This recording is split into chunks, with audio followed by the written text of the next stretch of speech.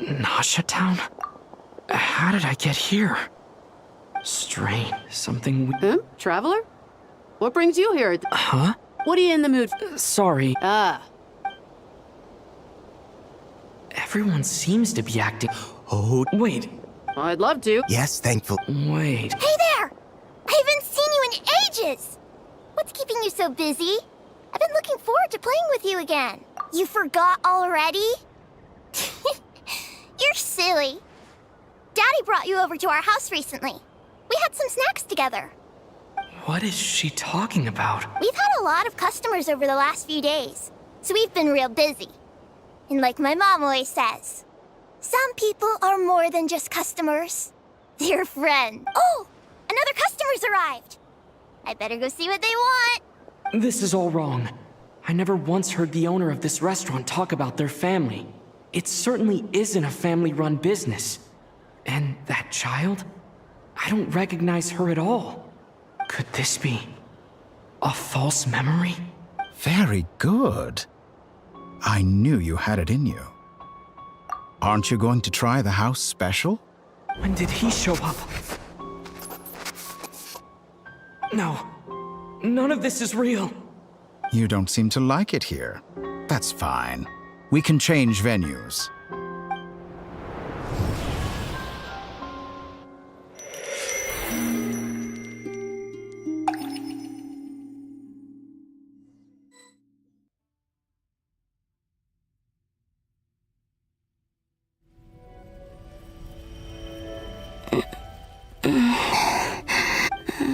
I'm still alive.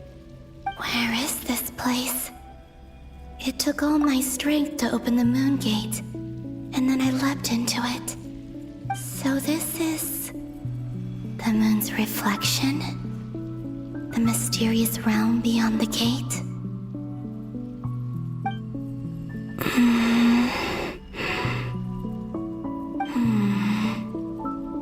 I can't sense anything. I guess I could try opening the gate once more.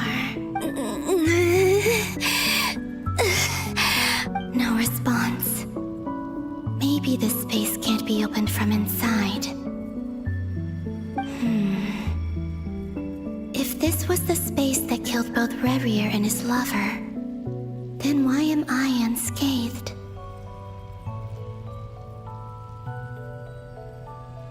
Or... no, I'm not unscathed. Even the air here feels frozen in place. There is nothing here with which I can restore my power.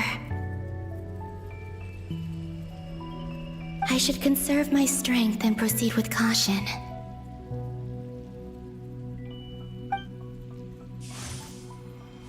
I don't believe Dotori's scheming will stop just because I escaped.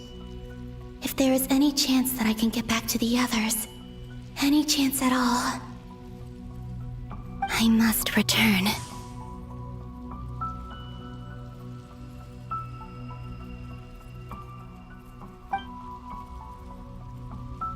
Emptiness, silence. What is this place? Or maybe the real question is, what is it for? What's this? Looks like it responds to my power.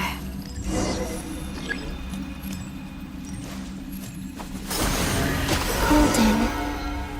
Like Kuvaki. Is it some sort of guide? And why does it feel so familiar? I might as well follow it.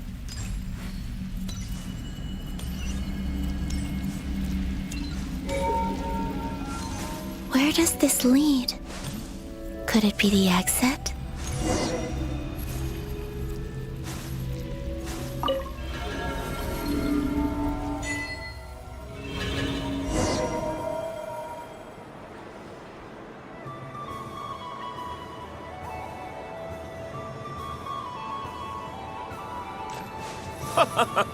Welcome home, Moon Goddess. Is this Nasha Town? But Isn't Moon Prayer Night over already?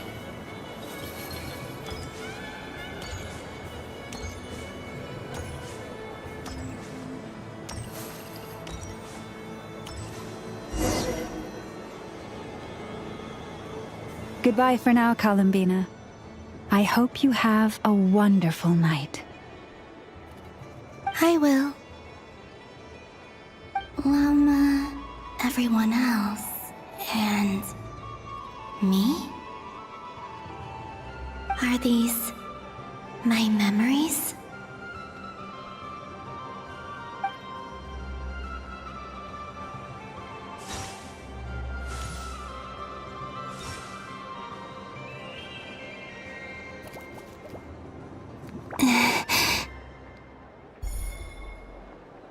I can't touch them. It's as if we're separated by some impenetrable power.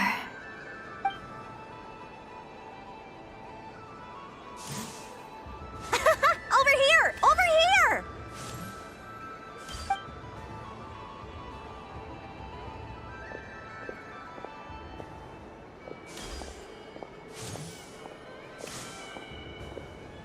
But the people in these memories pass right through me. Just like when I disappeared. If only I had known what would come to pass after that. Even so, I should still take a look around. Just being back here. It gives me the strength to keep going.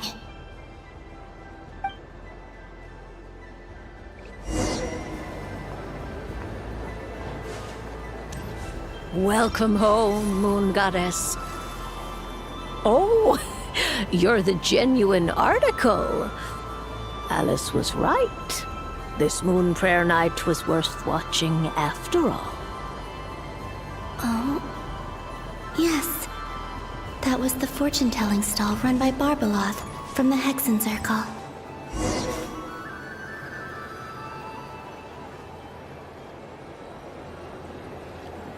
Please, draw the first lunar arcana. This represents destiny and is the foundation for the divination as a whole.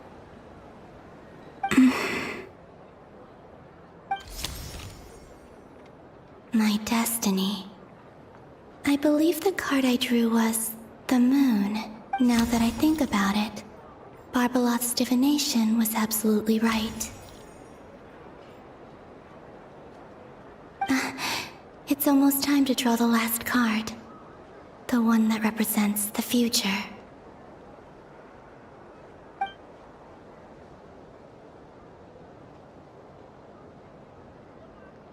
That was the card that popped out on its own. From here, I think.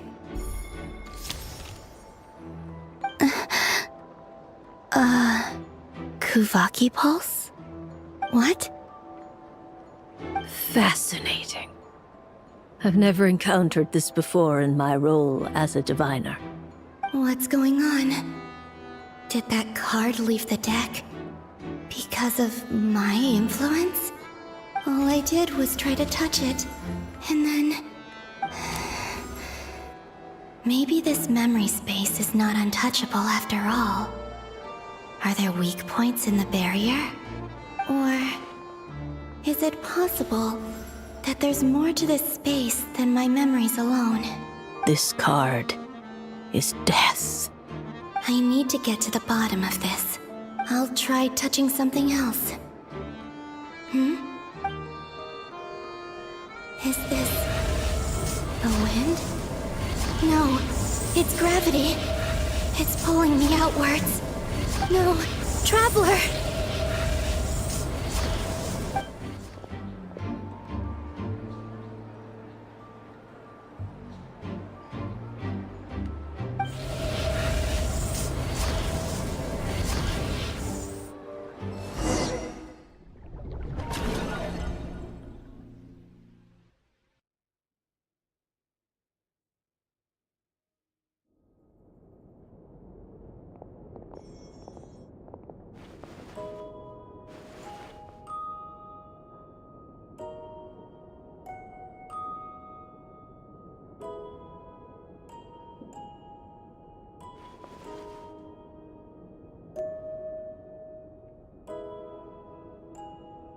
Paimon, listen to me.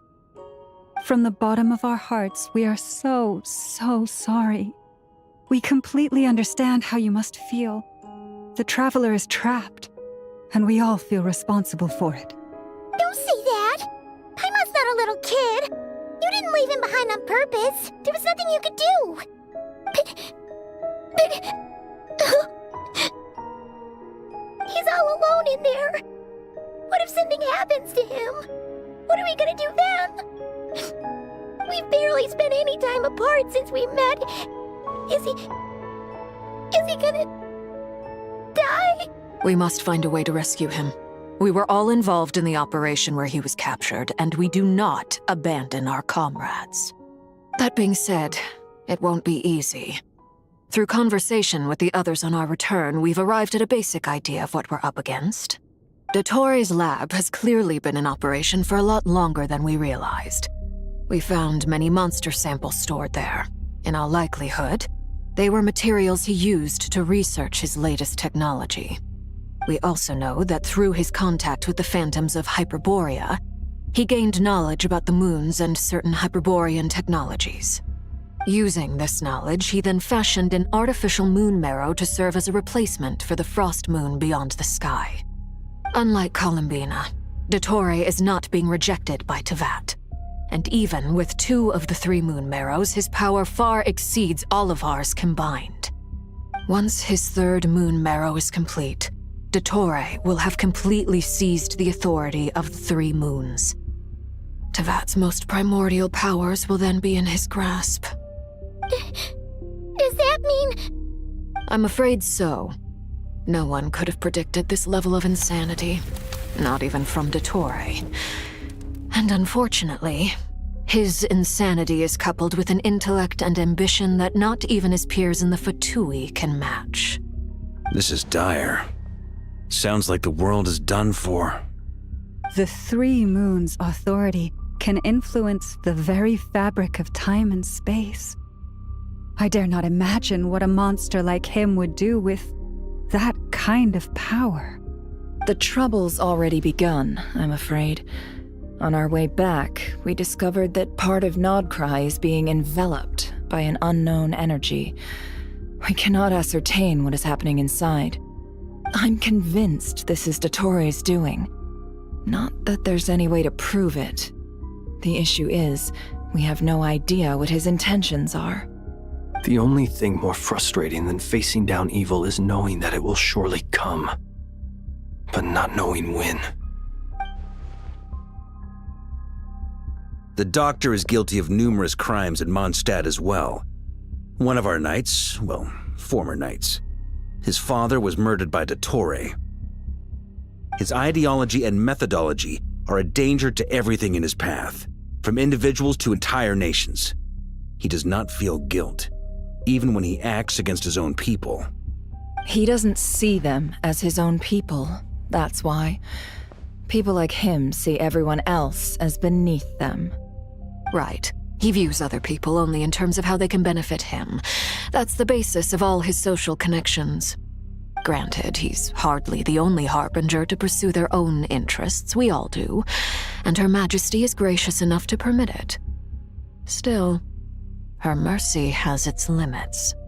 Dottore's actions have gone beyond even what the Fatui could have imagined. Usurping divine authority to become a god. For a servant of the Tsaritsa, that goes beyond being disloyal. It's treason of the highest order. We can't expect him to heed the Tsaritsa's will once he gains the 3 moons' authority.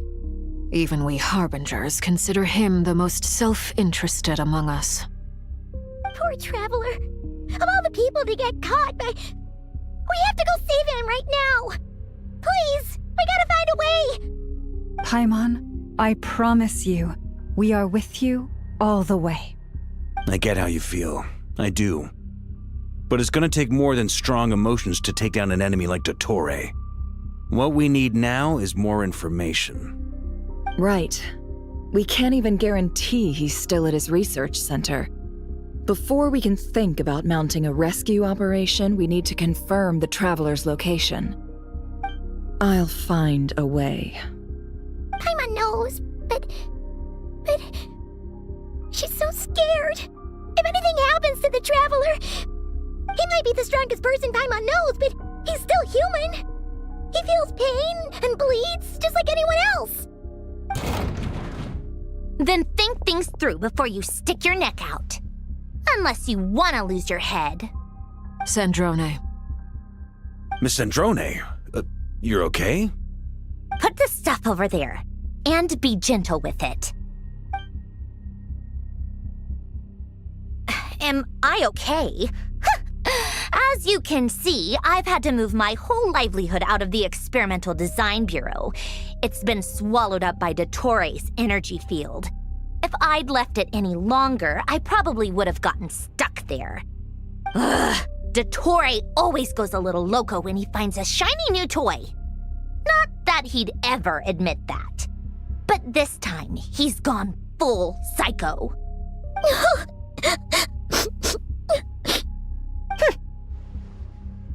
Just go ahead and cry already.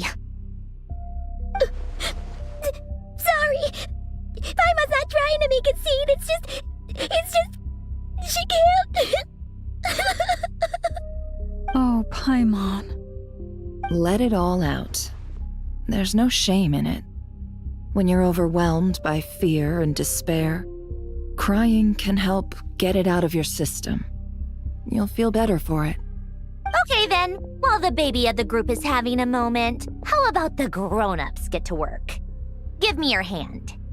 You've made a discovery? Polonia, scan.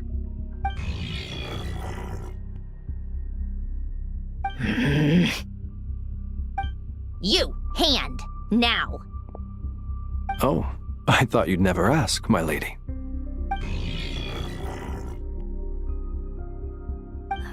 Curses!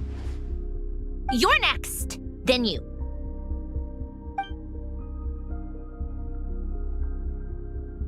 Dottore, you son of a... He's done something to us! Everyone who entered his research center has been implanted with some sort of curse. I don't feel anything unusual at the moment. Does that mean it hasn't activated yet? Is there a way to figure out its purpose and what might trigger it? My best guess is Dottore created it using the Moon Goddess's powers. 1 second, analyzing. Ugh! That friggin' maniac! So, what twisted game is he playing this time? The moment I analyzed the energy composition, some encrypted text appeared in my mind's eye. And when I deciphered it according to the Fatui's standard encryption protocol, I got the following message. Feel free to run, or you will perish in nod cry. He's mocking us. Yep, he loves to toy with people. Only in this case, there might be more to it. But I didn't detect any murderous intent or malice either in the message or the curse's energy. As if this is him at his least malicious. Or perhaps all people are cowards in his eyes. Maybe he thinks the threat alone will be effective. What a despicable person. And he has the Traveler in his grasp. If I may, as unhinged as Dottore may be, he has always exercised great patience with the objects of his interest. I remember a comment he made when we first arrived in Nodcry. He said, "This world is, on the whole, an exceedingly dull place. But at least there are a few intriguing features, such as the gods, or the Traveler. Presumably, they interest him because they're unknown quantities. He wants to understand as much as he can about them." Agreed. The Traveler is Tevat's fourth descender. All Harbingers are aware of this. Since Dottore took such pains to capture the Traveler, he is unlikely to kill him right away. Okay, but we still have to do that rescue operation. Of course. I also think we need to read between the lines with Dottore's message. If he's encouraging us to run, that means we mustn't leave Nodcry under any circumstances. My guess is, his curse will only trigger if we leave.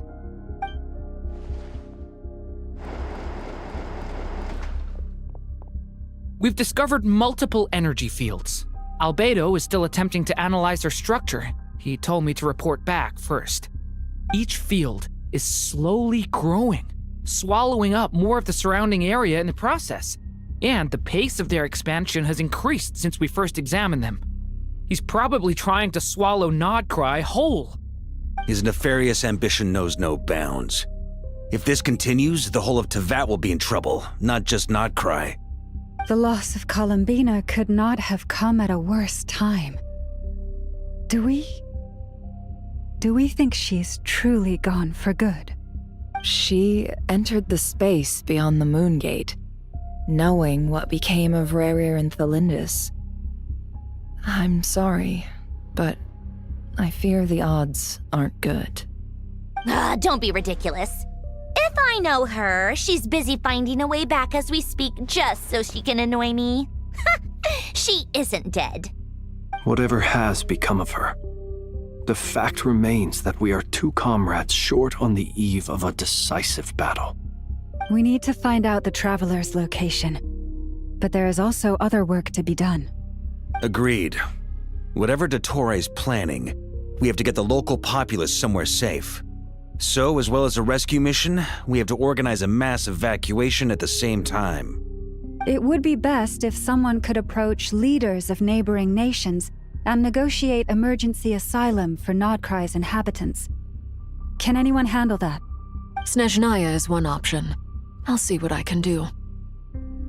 This would be so much easier if the Traveler was here. No!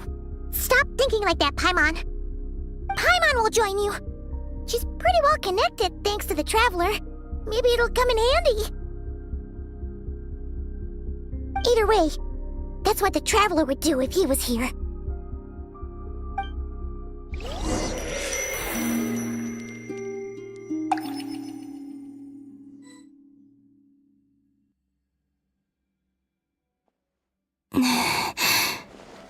Back here again. That gravitational force that pulled me back. Is this where it came from? When I saw that memory of Moon Prayer Night, I think I influenced reality. Was it just a coincidence? Or if only I could have sent the others some kind of warning on Moon Prayer Night. Maybe we could have stopped Dottore. I feel so heavy. Does entering that space consume a lot of energy? Well, even so, I have to keep moving forward. Back to emptiness and silence again. I should try and find my way back inside that memory.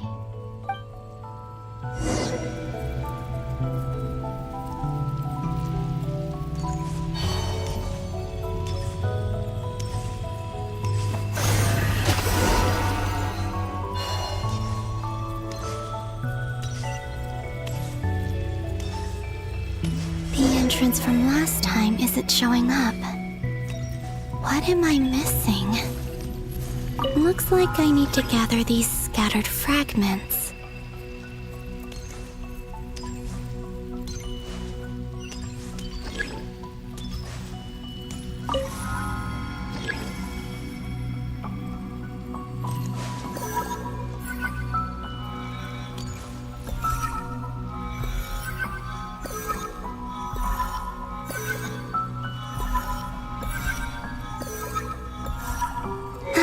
It worked! Hopefully I can stay inside for a bit longer this time.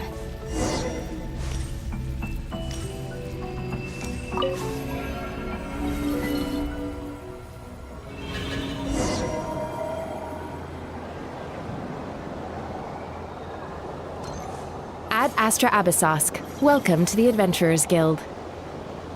What? This doesn't look like Moon Prayer Night.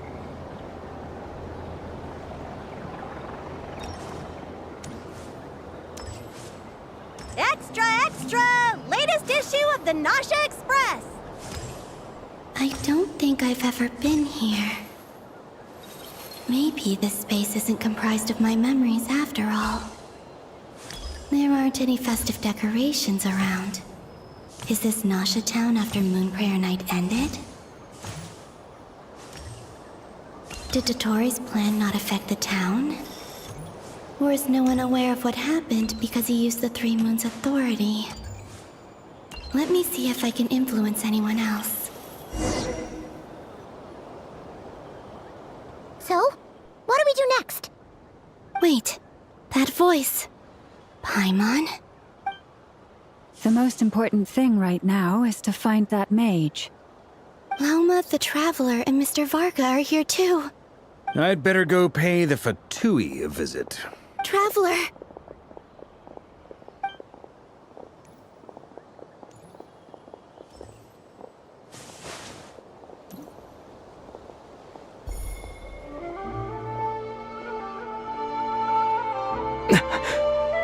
Columbina?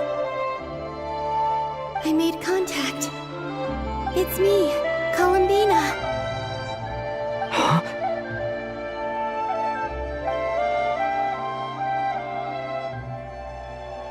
Traveler? Let's go! This is no time to be spacing out! Huh? Wait a moment. This has happened before. Huh? This is what happened when I disappeared. I stood right over there, thinking that no one would ever find me again. It was only when he called my name that I decided to follow them. But did he turn around because he sensed my touch just now? Is it really possible that from in here, I can change the past? If I keep following them, maybe... Huh? It's that gravity again.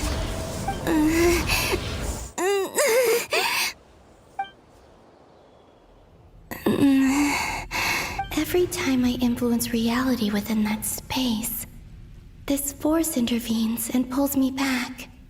It's as if it's trying to stop me from leaving. I'm getting weaker and weaker. I'll just have to try another approach next time. Come on, Columbina. Keep going. You have to tell everyone what happened.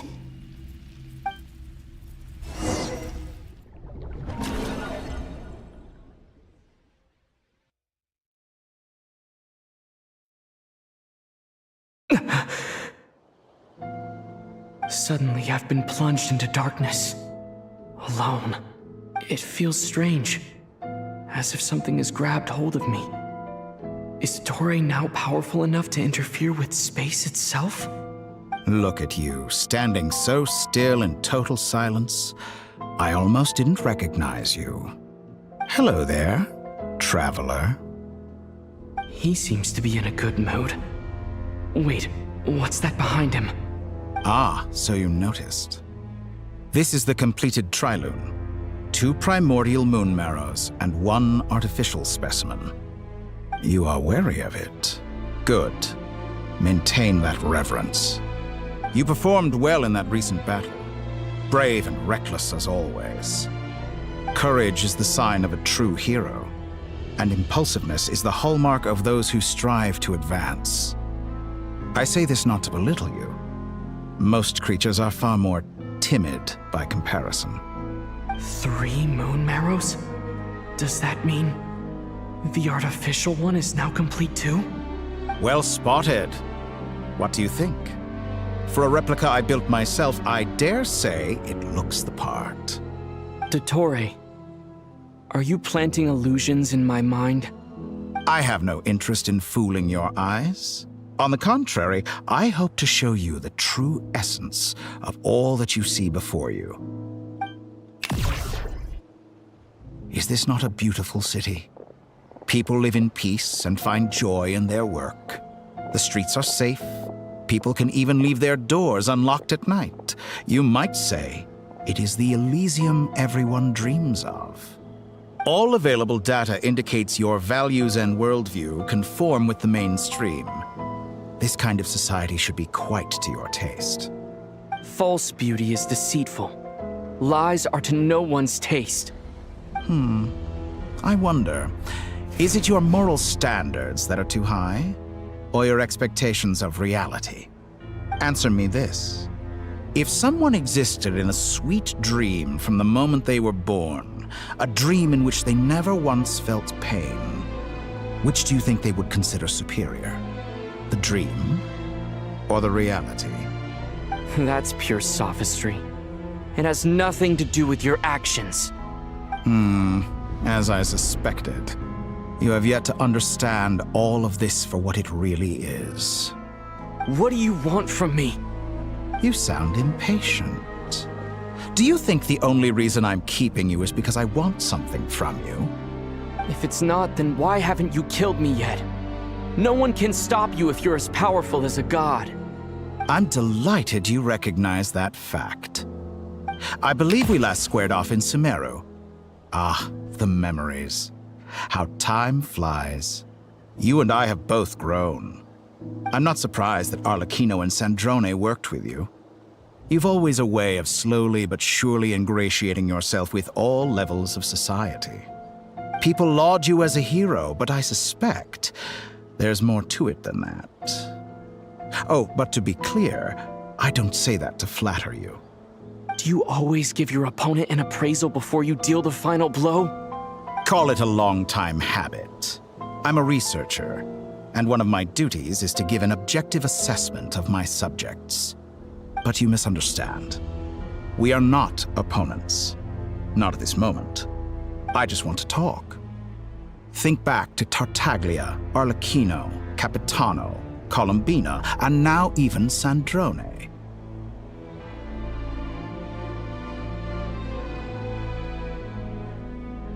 You've worked with each of them in the past. I believe you can work with me as well. What makes you so sure? Well, why not? Should the good associate only with the good and the bad befriend only the bad? I like to think we could have a more mature relationship than that. Surely you don't think all your relationships are grounded in friendship or shared ideals? People come together because it benefits them to do so.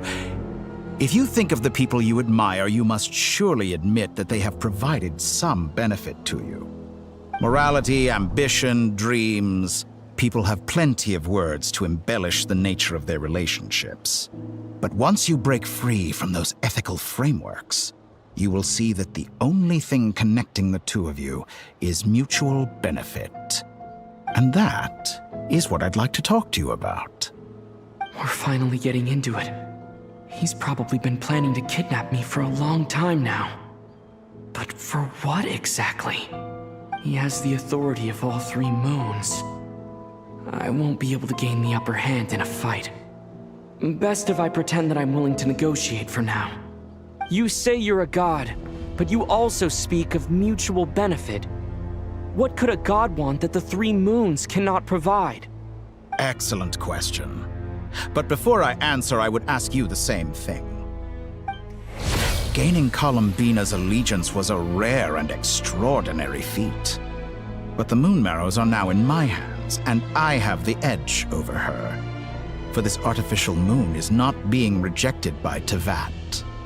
Her identity and lineage may have been a thing of glory in the old world, but they were also shackles that prevented her from ever integrating into Tevat. I, on the other hand, you may view me as a thief, but I have overcome that limitation. So what is it that the three moons cannot grant you? What stops you from negotiating with me to get what you want? I don't make deals with lying psychopaths. That's quite an accusation. Are you expecting me to get angry with you? Well, this is one aspect in which my personal growth has served me well. In the past, my less mature self might have been disappointed, perhaps even angry, over a small setback like this. Like when you and Lesser Lord Kusanali joined forces to oppose me, for example. But things are different now. Just as the rich do not quibble with the poor, I no longer find myself perturbed by these trivial affairs. Human relationships end with conflicts of emotions and interests. But relations between humans and gods are different. And ours is even more unique. I have ascended to the highest heights and laid claim to unprecedented horizons. And you were no ordinary person to begin with.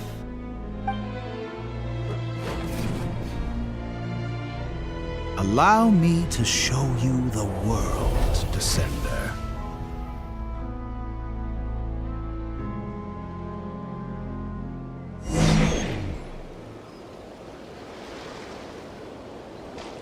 To stand, walk, jump, sit, and lie down. These are the most common of behaviors. Have you ever wondered why we were born following such laws? Who stipulated that we could not fly instead of walk?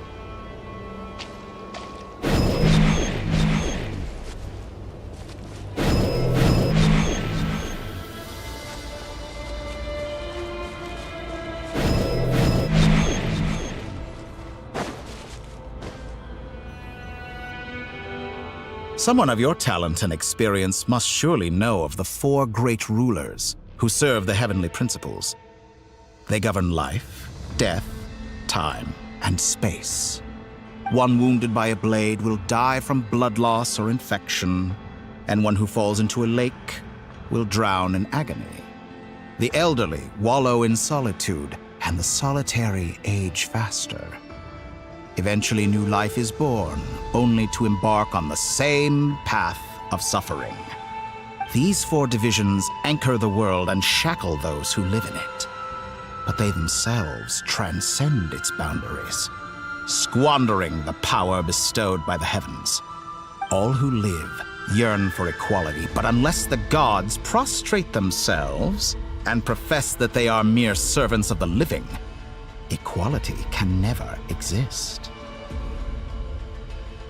Who makes the rules we must live by? Who has the right to restrict us? The limits of the body can be rejected.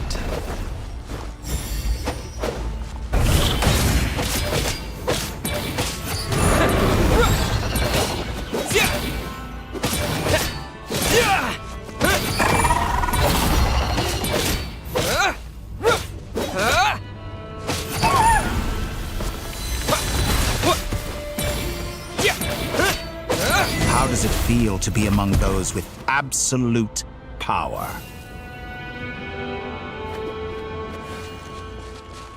You cannot conceive the extent to which your flesh hinders your mind and spirit.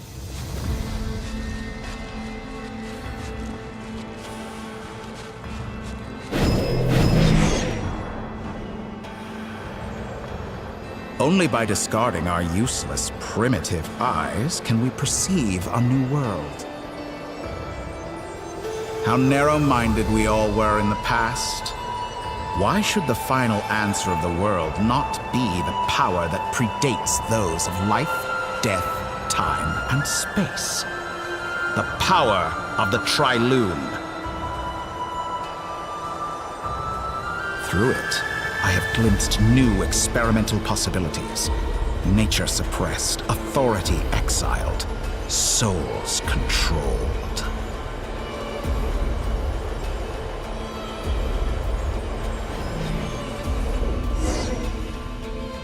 You know, I heard recently that a group of critics reviewed countless stories and drew an interesting conclusion. They found that it is more often than not the villains who strive tirelessly to push the boundaries of progress. In fact, long before this, someone voiced a similar idea in an academia editorial. I felt a great affinity with this perspective. I have never been afraid to step up and play the role of the villain. Fanatics are trampled down for their transgressions, and those who transcend are rebuked for their audacity. And so, the majority of creatures are too timid to follow my lead.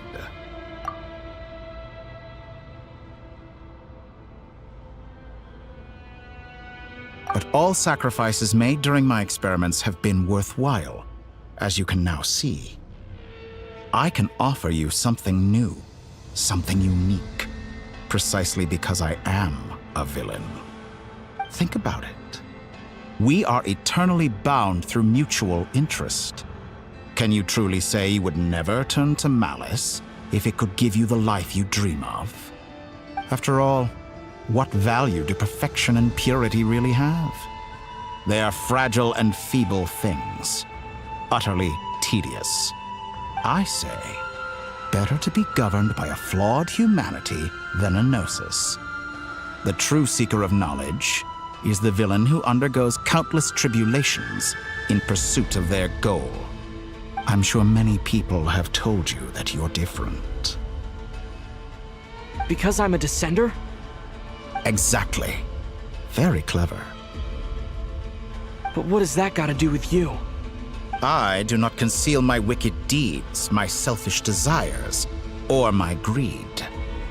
A true researcher must act as I do if they are to understand and speak of the truth. And yet, a knowledge seeker like myself will inevitably grow tired of studying Tevat beyond a point. You have traveled to all corners of the world and met many people. Along the way, there have been moments when you were misunderstood or even became a wanted criminal. And all the while, you have spent your days doing some of the most mundane jobs in the world.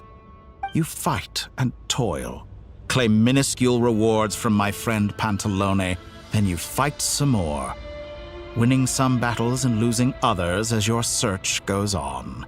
And this cycle continues, with no end in sight.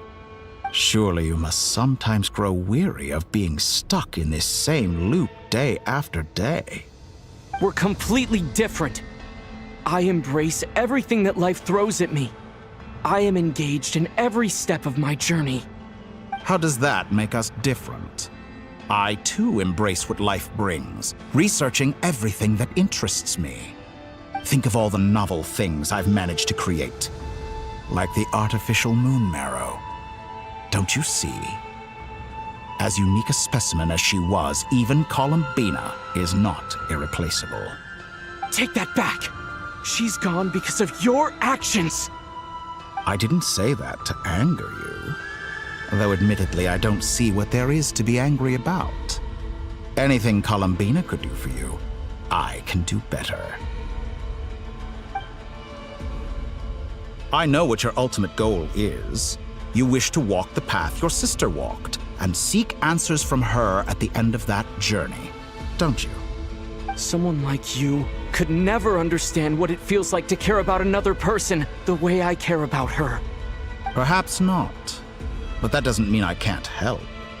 I could find your sister right now, bring her before you, and make her give you the answers you seek. Don't be so presumptuous. You'll never begin to understand the situation between us. Oh, no. This is no presumption. I'm only offering what I know is possible with the power of the Trilune. But it seems like you would sooner continue with your journey through this world. Why? Do you truly desire this journey? Or is it simply a necessary process from which you cannot escape? Think of all the time and energy you have spent, everything you've had to endure just to make it this far. Is this really what you want? Or has your hand been forced by the promise of that final answer? Yes, you have made many friends. But do they ever spare a thought for the void in your heart and what it yearns for? What you want is not friends. It is family. But do they know this? I, on the other hand, am far more considerate. Join my experiment, and in return, I will bring your meaningless journey and all its struggles to an end. This is a malicious attempt to manipulate me. But at the same time, he's stating some very human truths. Of course he's right about my predicament. How can I deny it? I have faced ungrateful strangers, never-ending troubles, an endless quest for answers. I want to see her. After everything I've been through, words can't describe how much I miss her. How much I want to be reunited with her, wherever you are right now. Do you miss me too?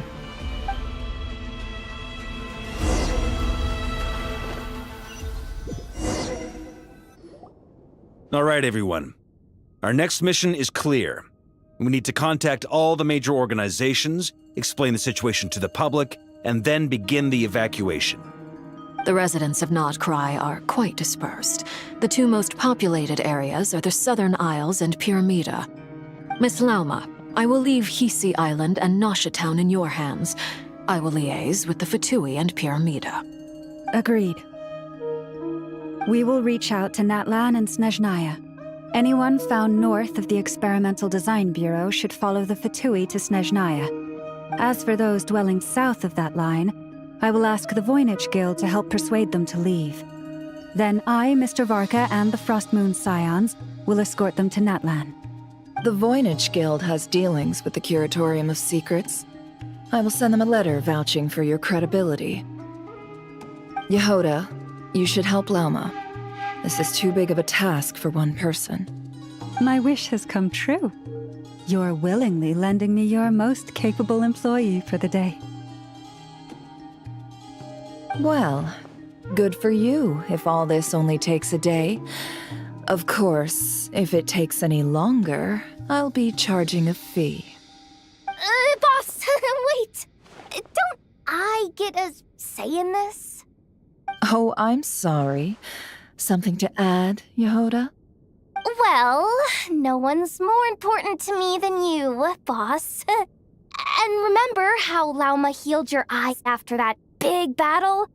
I think that's worth at least 2 or 3 days' work for the Frostmoon Scions. Are you completely incapable of acting in your own self-interest? Or do you simply devalue your own labor?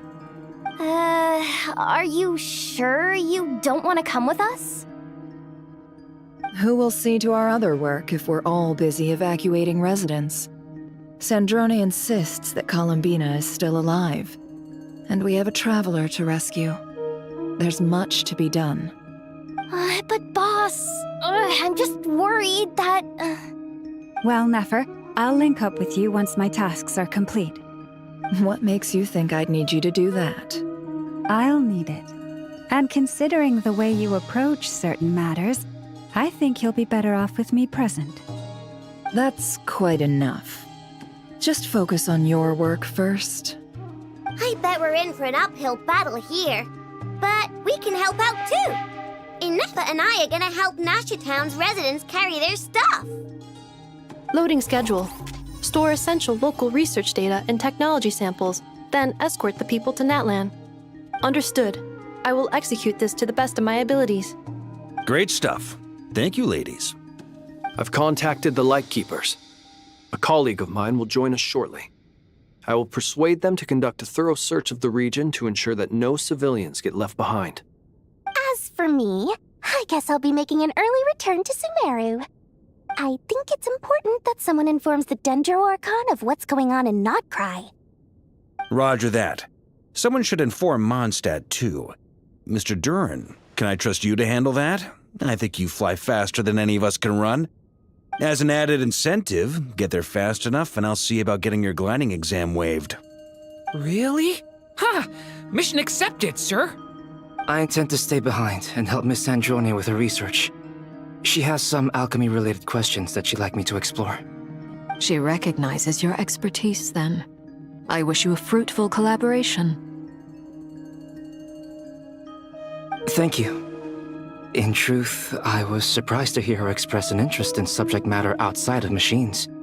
I believe she has been investigating some Fontanian technology recently. She made a point of bringing the relevant materials with her when she left the Experimental Design Bureau. She's sorting through everything in her room as we speak. I should mention that we have one other friend who isn't present. He hasn't made his position in all of this clear. But if we know anything about him, he's likely investigating on his own. Paimon's been very quiet today. But I know how close she and the Traveler are with the Natlanese. She should come with us to the border. Okay. Paimon will do her best. Make sure to heed Sandrone's warning. Many of us have been cursed by Dottore. As such, under no circumstances should anyone cross national borders. Remain within Nodcry. That aside, Personally, I have faith in Columbina. Things look grim, sure, but who knows how it'll play out. Same goes for rescuing the Traveler. Both of them are important allies and friends. We'll be counting on you to gather intel on them, Miss Nefer. Oh, wonderful. You're all here. That voice again! Nicole? Whoa, that was loud! And it came out of nowhere. So mysterious. Sorry, this is the only way I can speak to you all right now. Please accept my apology. Anyway, time is short. I'll cut to the chase. We're still facing quite a catastrophe here at the world's borders. Alice has roped in every Hexenzirkel member she can get a hold of. Except for me. She told me I had to come and help you all out as a matter of urgency. I quote, "You love talking, don't you? Well, now it's finally your time to shine. Take these. Make sure the whole party gets one each. You'll be in charge of making sure everyone stays connected." Huh? Is this a Dodo communication device? Scanning. Unknown device. Analyzing. Unknown device. Conclusion. Cute. Affirmative. It is cute and good. I believe that I quite like it. This is no ordinary Dodo communication device. It's my very own special modified version, specifically... sorry. I almost went off on another tangent there. Anyway, help yourselves. It will allow us to communicate over long distances within Nodcry. No more worrying about shuttling messages back and forth. What astounding technology. Am I right in assuming that it relies on your personal abilities to function, Miss Nicole? Yes, exactly. Right on cue, Albedo. I'd love to brag to you all about how it all works. But no, next time. Anyway, I'll be right with you all, serving as a communication hub. That's all from me. Head off as soon as you're ready. I'll be staying here to keep watch, and I'll be sending you my blessings.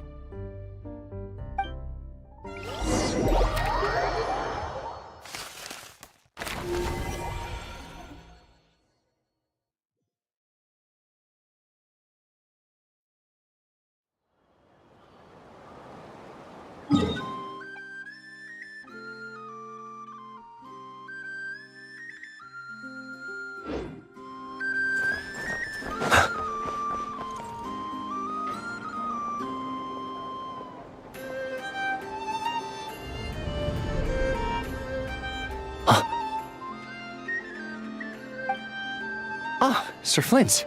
Perfect timing. I just arrived myself. You are most considerate, Master Ilua. But in fact, I know you have been sitting here for quite some time. If you saw me, why didn't you say something? I was curious to see how long you could sit still for. Also, shouldn't you have managed to sense me approaching? That would be a first. You always seem to appear out of thin air without making a peep. Also, how many times do I have to tell you not to address me as master? I don't qualify. I beg to differ. Why should a young man so well versed in social graces as yourself not be worthy of that title? Please, Lord Flintz. Sir Flintz. I'm begging you, don't flatter me into complacency like you do with everyone else. You understand me better than most. My newest acquaintances tell me I love complimenting others. What do you think? I think they don't understand why you do it. You just love puffing people up till they're a big, happy ball of hot air that floats away into the sky. In all sincerity, I can only hope that they bring good tidings when they come back down to Earth. Is the situation that bad? We just held a strategy meeting. Let me fill you in.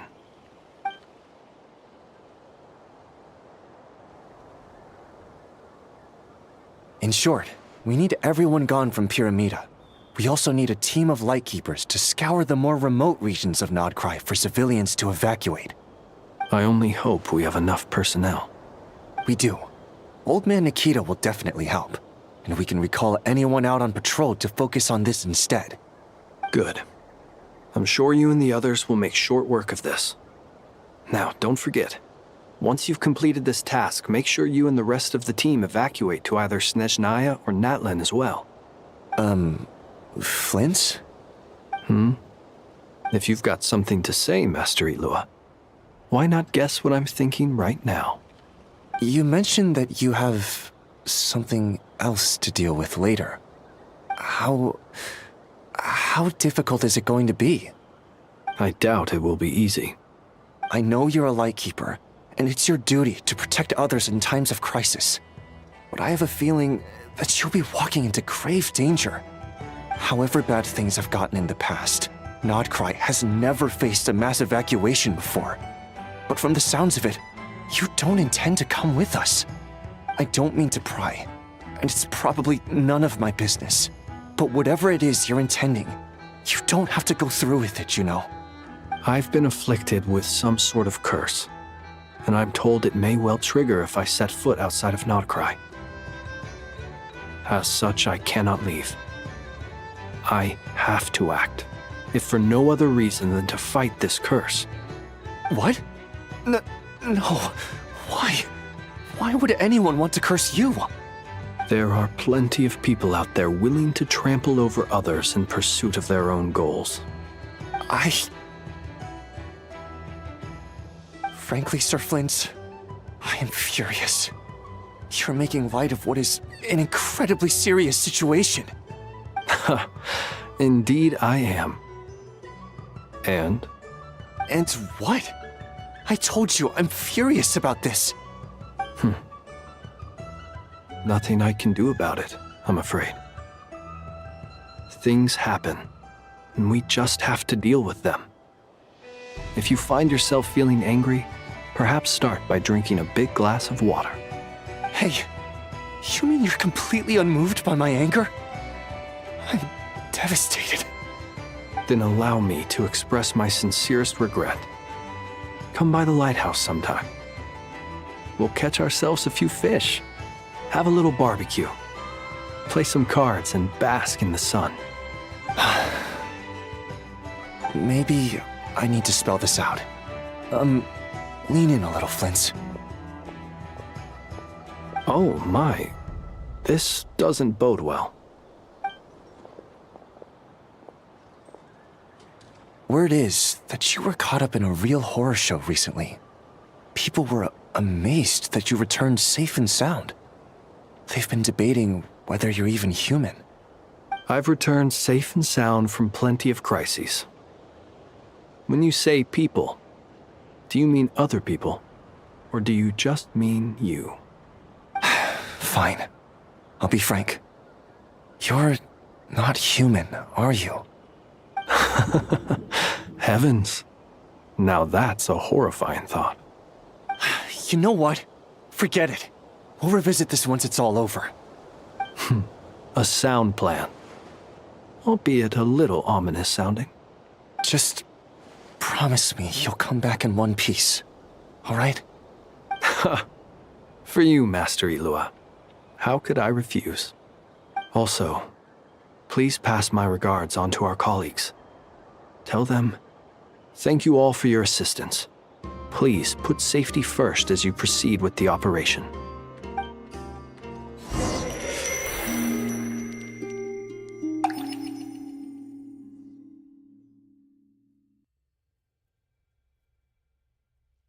I have to keep searching for a path toward reality.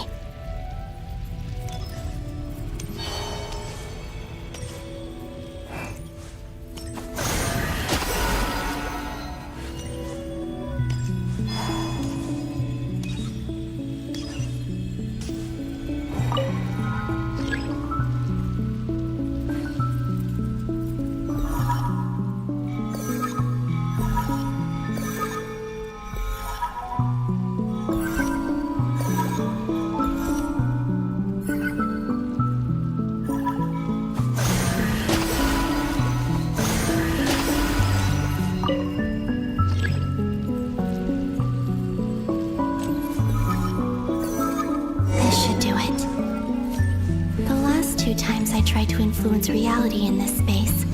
It consumed a lot of Kuvaki. I'll try and be more careful this time.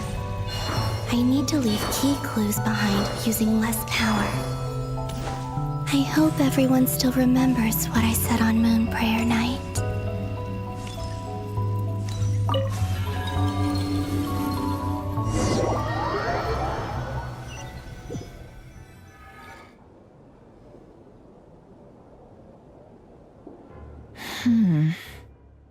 Nothing here either.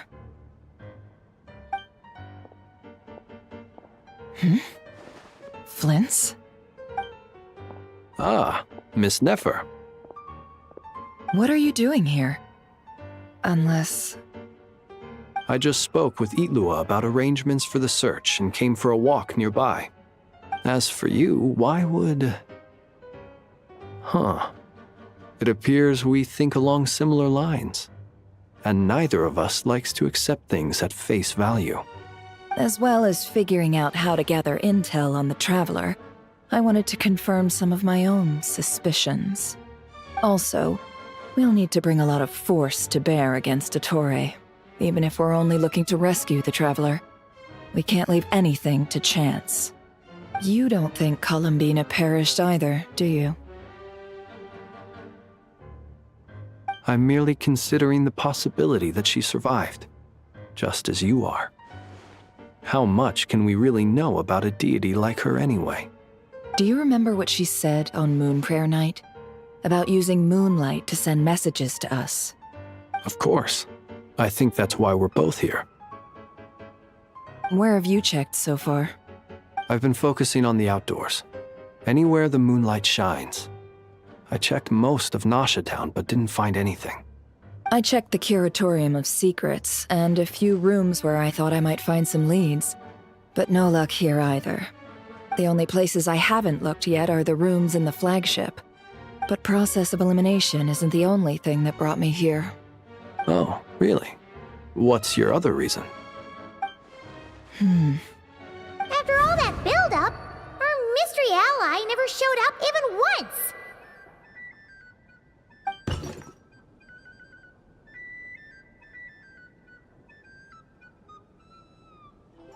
Huh?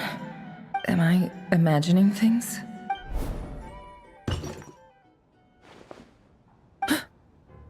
Come on, let's see what's going on. Oh no. I knocked over a vase as soon as I came in.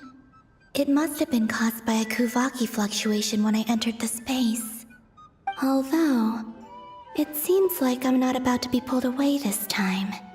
It looks like as long as I'm careful with my actions, it doesn't count as influencing reality. Anyway, is this the flagship? The Traveler mentioned that's where he was staying. I only went into the lobby last time, so I've never actually been here before. How does this space work? If nothing else, I can now be sure that it is not simply memory. He mentioned where his room was. I think it's... this one.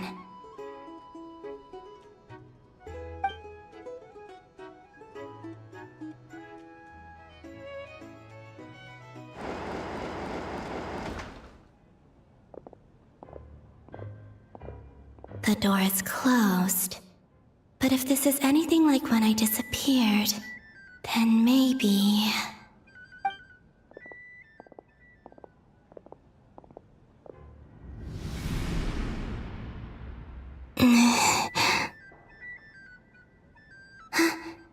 I'm in.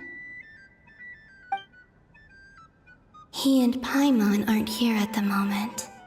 I hope he's okay. I wonder what happened to him after that battle with Dottore. Best not to dwell on that for now. I need to try and leave them some clues.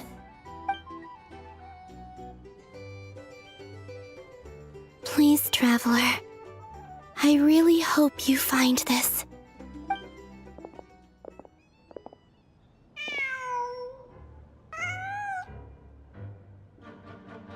Huh.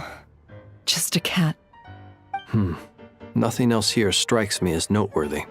Didn't you stay here for a couple of nights once? Before Rarir showed himself, yes. It's also where the Traveler and I first met.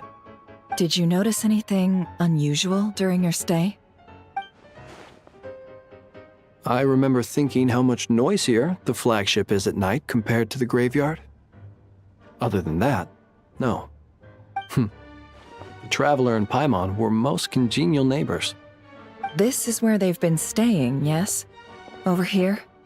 That's right.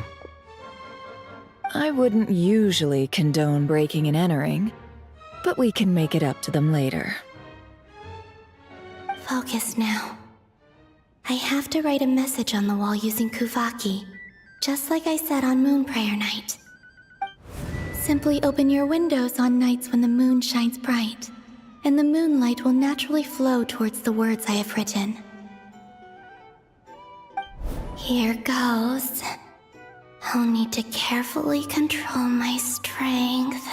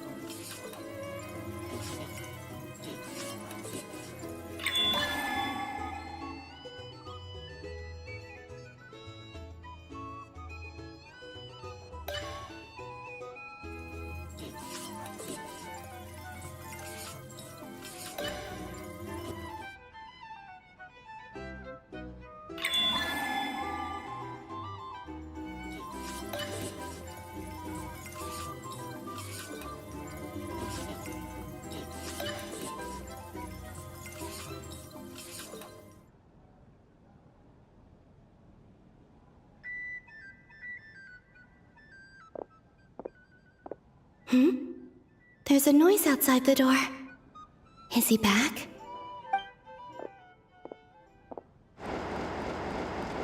Please, you have to see these words.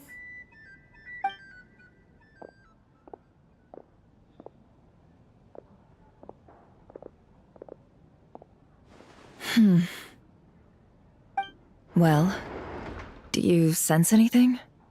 Unfortunately, no. And this place was our last chance. Not necessarily.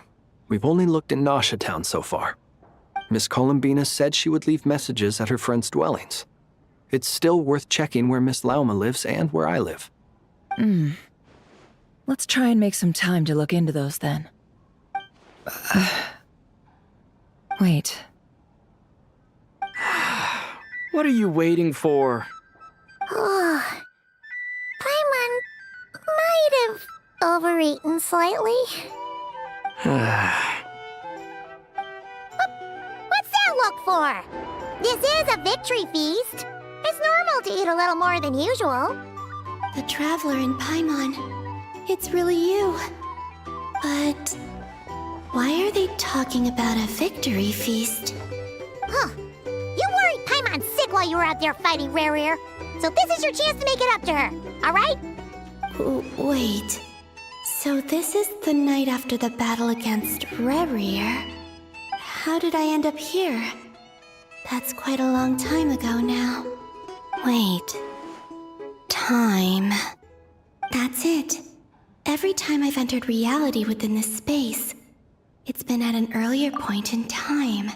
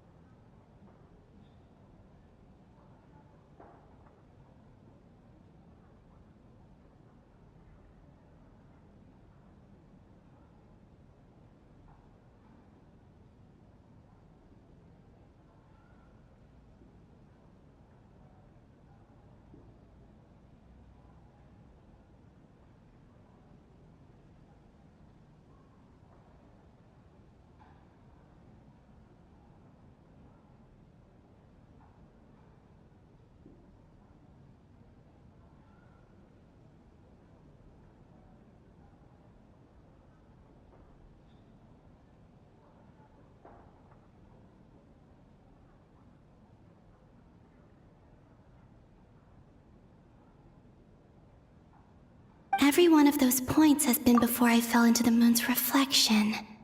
And everything I've done to affect reality really did happen in the past. Does this mean that, within the moon's reflection, time flows backwards? Starting from the moment I fell in? Not long till Moon Prayer Night now. It's gonna be even livelier than tonight. Although, it's gonna be sad saying goodbye to the damselette. She seems like a really nice person. Paimon. No, I can't. Even if I make contact, they probably won't understand what's going on. And in any case, I'll likely get pulled away again if I do.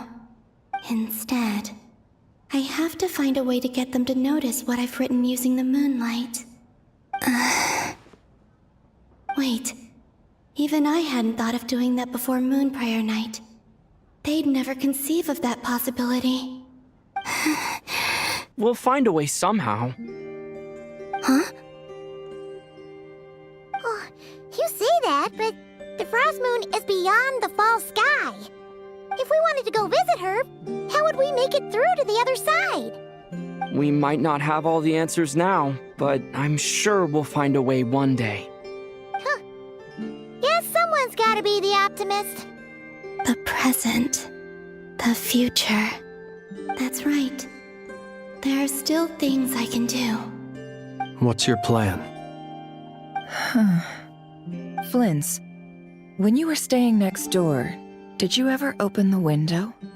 No. The rooms here are dark and damp, and there's such a buildup of dust on the windows that the moonlight can't even get in. I didn't think it was worth the trouble. The moonlight? Ah, I think I see where you're going. One moment. I'll see if the owner is available. Don't bother. Time is of the essence.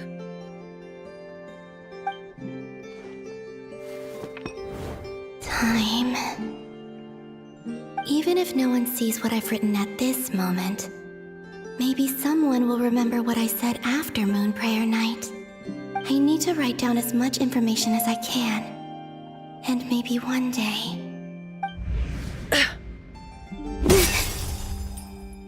Huh? What's up with you? You can't even hold your cup steady. Are you getting tired? A little. Well, you should probably hit the hay then. You've had a really tough couple of days for you.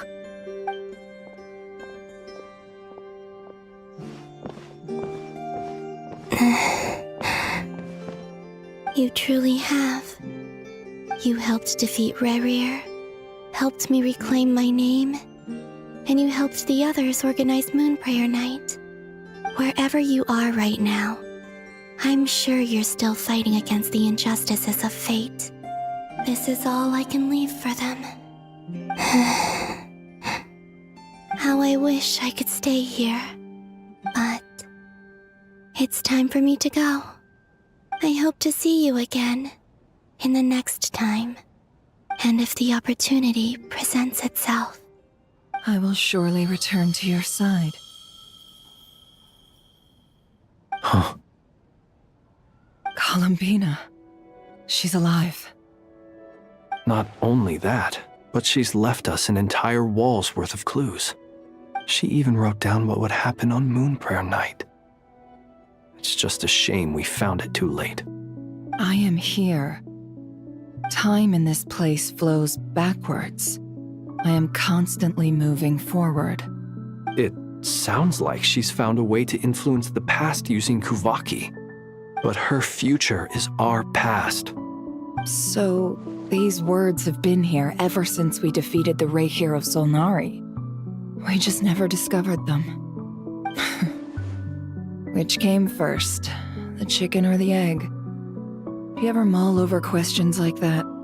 Only when I'm in a good mood, and at leisure. Well, I never do. Everything that has happened already belongs to the realm of fact.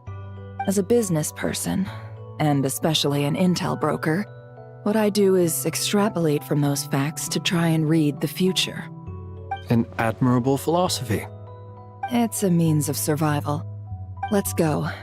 We have a wall's worth of clues to share with the others.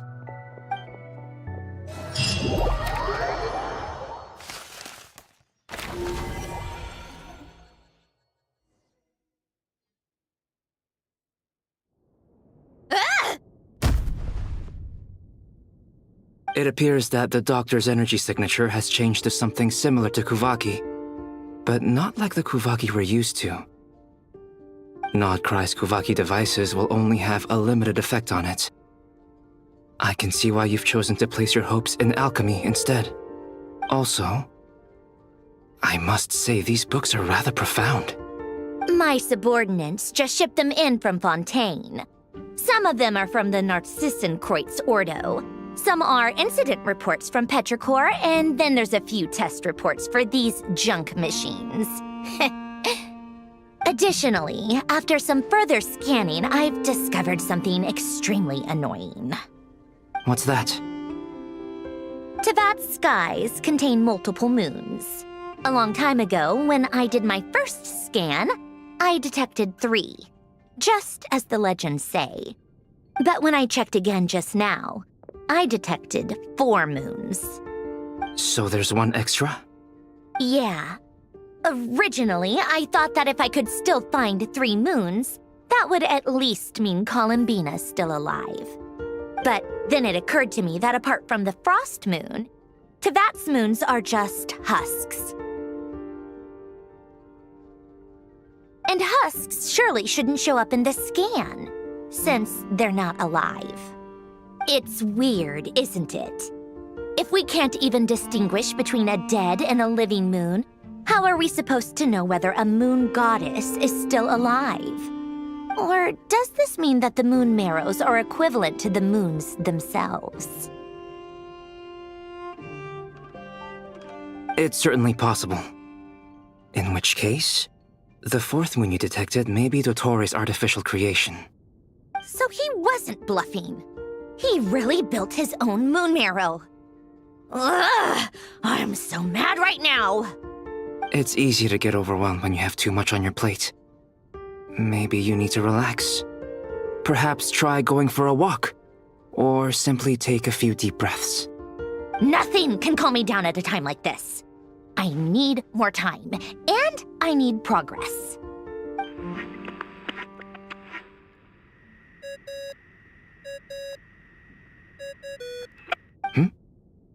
It's Mr. Flynn's. I really hate that ringing tone. Ugh. First the 4 orthants of the Narcissenkreuz, then moon marrows. Now what? Oh, sorry if we're disturbing you. Might I ask what's troubling you? What do you want? We're busy. Are you still at the Curatorium of Secrets? Yeah. Look, everyone else is still out, so there's no hurry. Plus, I'm busy, so I would appreciate if you gave me some space.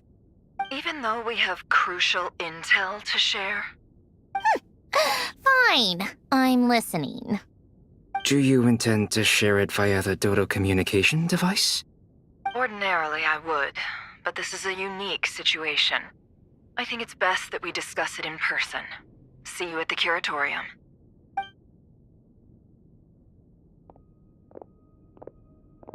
All right, then. So, what's the situation? The rest of the team is still out working on their missions and evacuations, but we've decided to fill you in on the most crucial information first. Sandrone, you were right. Columbina is most likely still alive.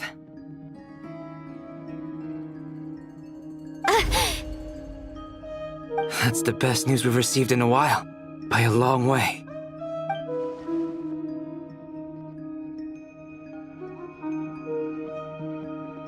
Random locations. Appearing in reverse order? Are you serious? So not dying isn't enough for the moon goddess, huh? She has to show off too. Anyway, does this mean we can deduce her condition from the moon marrows? Miss Androne, there's nothing wrong with simply admitting that you're happy to hear the good news. I'm not. And she's the least of our problems. We're facing a huge crisis. If she can't control the flow of time in there, she's just gonna keep moving backwards. Different points in time won't intersect, and she'll never find a way out. Let's say life begins with a drop of water. When did time begin? The moment this planet came into being? No, that's not right. Her final destination would be the moment at which the space she is in was created. But it doesn't seem like we can influence that space from the outside world. So how can we help her? Also, if she's alive, Rarier and Thalindus might be too. But as far as we know, neither of them have come back out. That space may not have an exit at all. I'm afraid I must concur with Miss Nefer in this. Can't exactly argue with that. Let's leave it there for now. I've taken notes on everything you said. Will it help with your research? I doubt it's gonna help with breaking Dottoro's energy fields. But who knows when it might come in handy. Better to have it all written down than try to remember everything when I need it. All right, I need to get back to my research. Mr. Albedo has made a lot of suggestions that will require my undivided attention. Sure, I'll stay here. I have things to work on.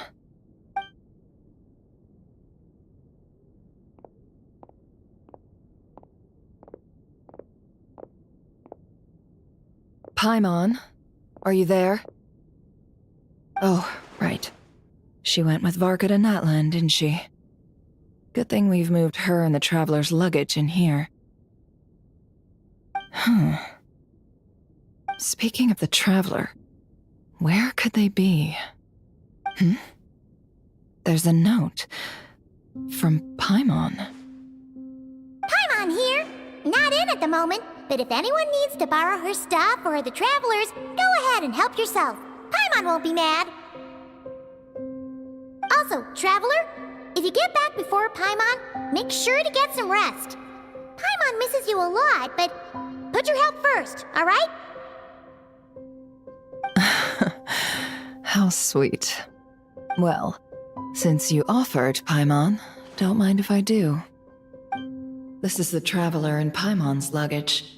All the items they use day to day are here. It's well organized. I wonder which of them is responsible for that. What do we have here?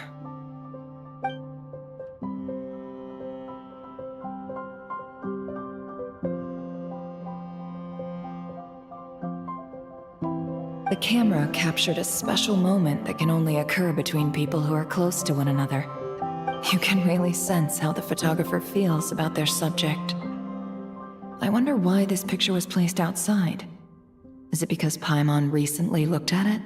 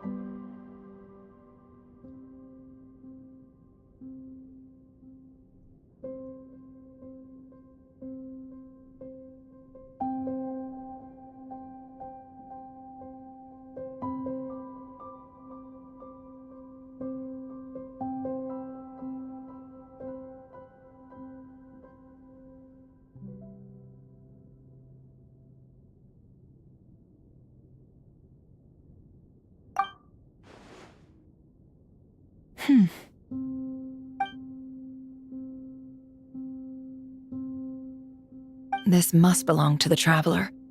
Perfect. I'll use this. Hang in there. We'll find you.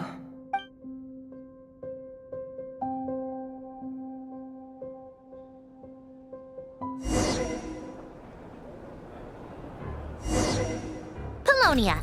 Search keyword world formula and bring me all relevant books.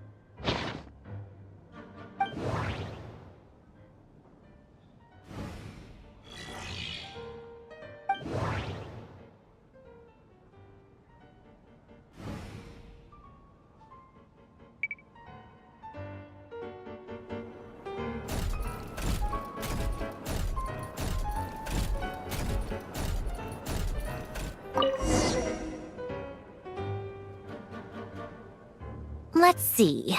This one is on Tonki's sermon dictation concerning the apocalypse. I believe that the correct term for this is Fortuna. This was an ancient Romorian technology, a wisdom unparalleled. I never imagined that Romorian ideas would be so similar to the diagram I have named, the world formula. This is strong evidence that human civilization should gradually shed possibilities as it continues to explore and evolve. The end of humankind may well be upon us right now. The sparks of civilization shall run out unless we consider introducing variables from outside the system. Variables. Surely that can only mean one thing. Descenders? Dottore likely captured the Traveler because of his descender status. But the Three Moons' authority comes from the world itself. Why would Dottore need anything beyond that? Where does this variable factor in? The world formula calculates the fate of an entire world. Introducing a variable would therefore give us...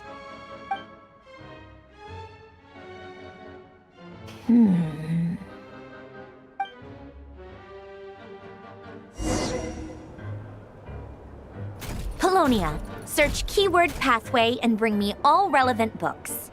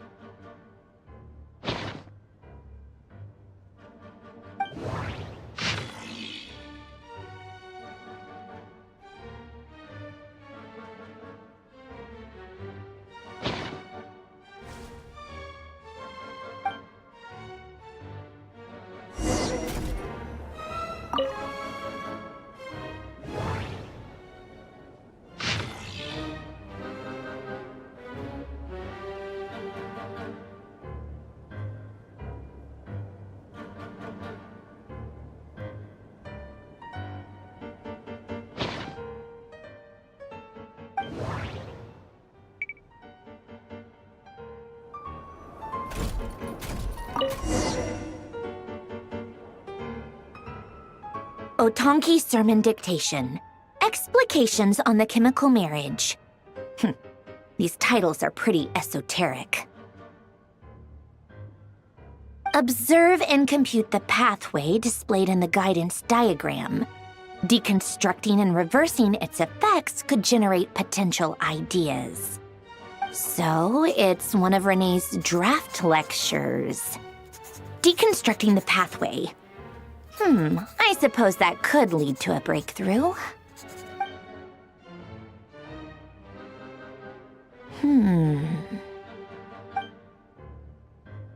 Ugh, this is so long. This guy sure loves showing off his knowledge.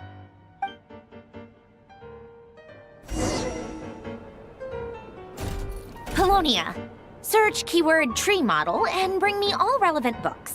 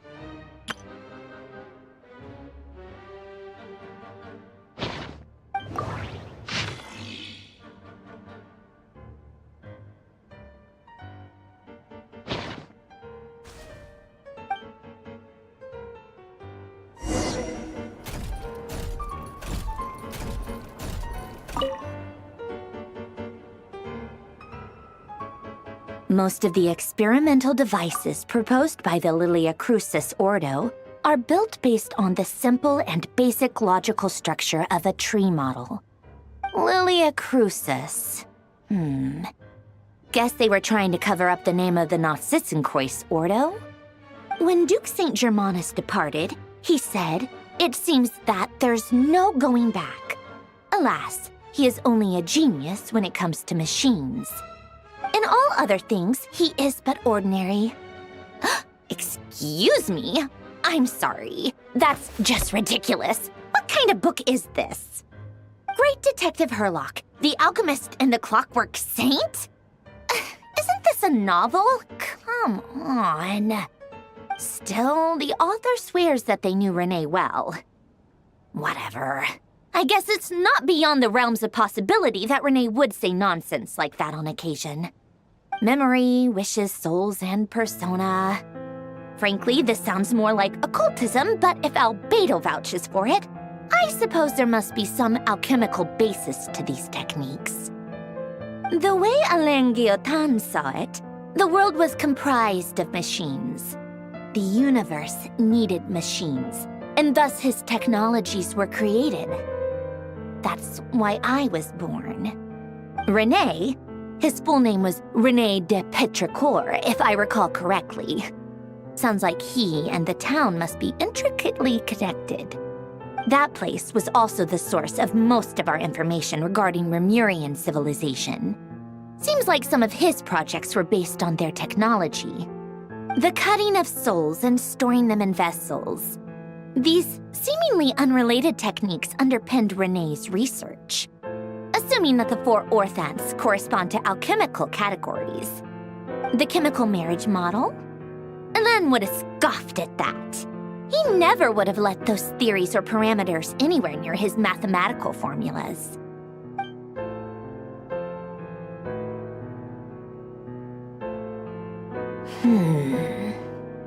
What was Alain's view on René? I know he mentioned the name, albeit very rarely. Oh, now I remember. Alain's old notes are here too. They mentioned René once. René seemed most out of sorts when he spoke to me. A lack of sweet foods has dulled his mind, I should think.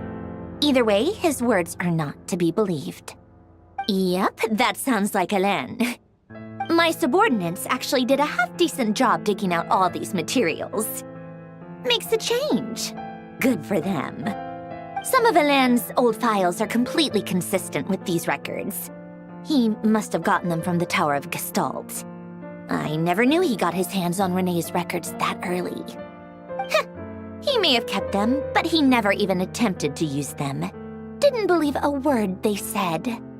Come to think of it, Renee's world formula was filled with calculations of constants. That shows he believed that the fate of the world to be predetermined. As for Elan, it's been too long. I forget what he said. What would he have said? A guy like him, fervent believer in machines, but not headstrong enough. The world can be changed. It is worth persevering. Yes, that's how he used to think at least. He created that procedure to save this world. Yet the scale of the world's fate proved too enormous. The result was beyond his ability to calculate. He died having never seen the outcome. And there I was, left behind in the ashes of his dreams. Did you really never take a close look at Renee's research? Or did you read it but deem his philosophy incompatible with your model? The very thought of trying to incorporate his ideas probably made you feel sick to the stomach. Well, don't worry, because there's a whole new category of lunatic in town. Next to Dottore, every other madman looks sane. You once asked me what I wished for. Should have asked him instead. He's the one pining for things you'd sooner die than witness.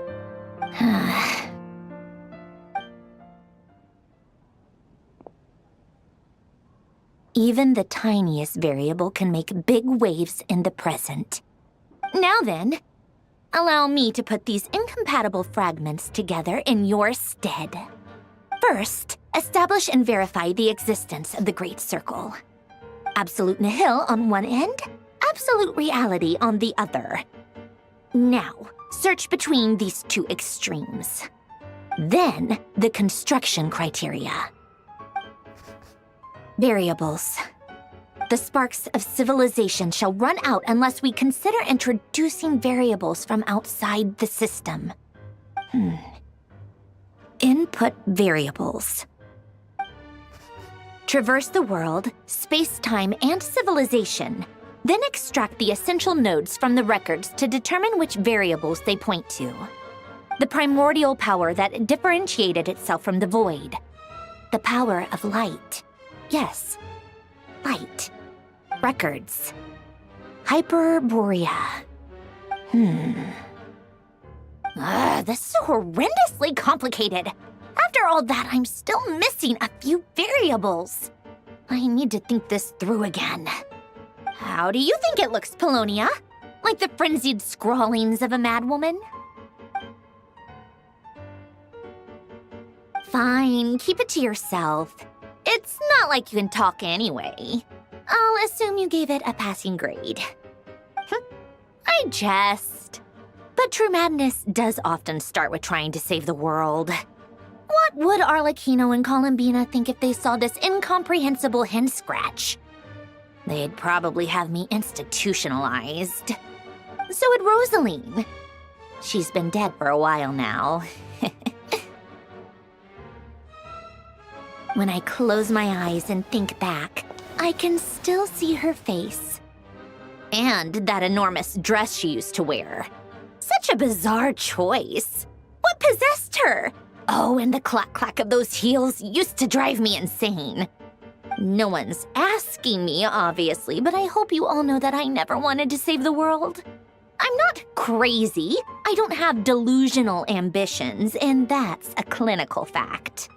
The world needs a solution, but I don't need the world's validation. It's the world begging me for answers, not the other way around.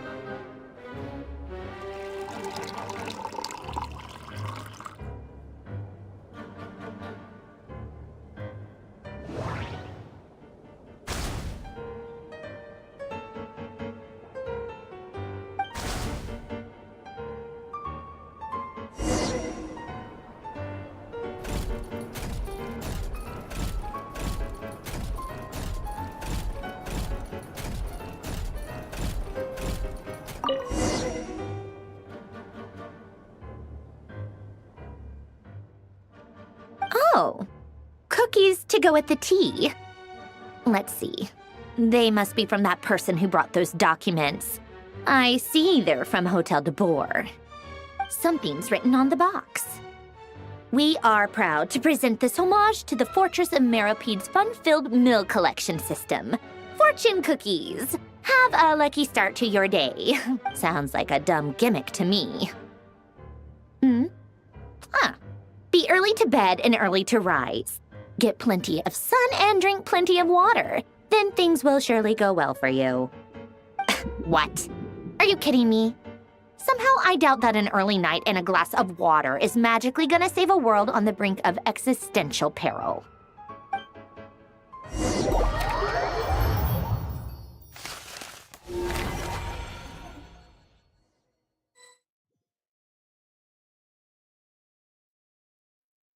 Lady Arlecchino, word has reached us that Lady Marionette's troops are all in position. They are ready to act as soon as the order is given. Excellent. The only thing is, they are fewer in number than we expected. It looks like many of them must have lost their lives at the hand of the monsters released by the Doctor. Can't be helped. Allow them to join our ranks and keep in contact. As you wish.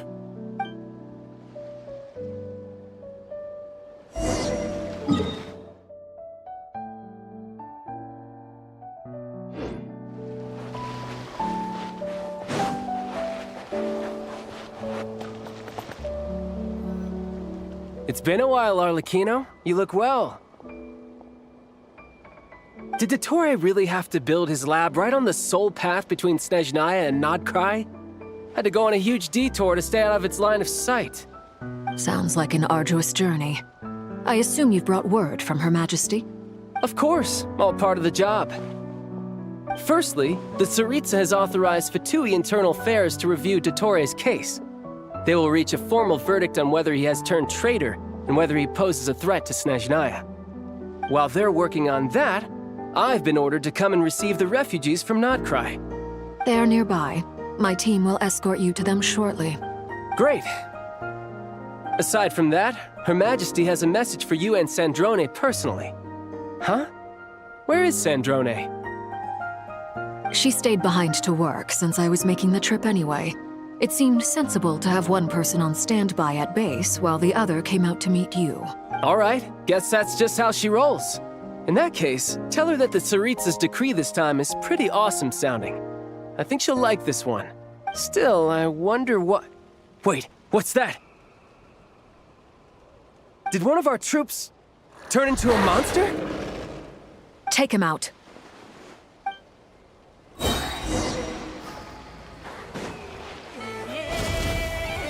Transfixed! Everlasting as the moon! Overrule! Riptide! Ta! Ta! Ta! Ta!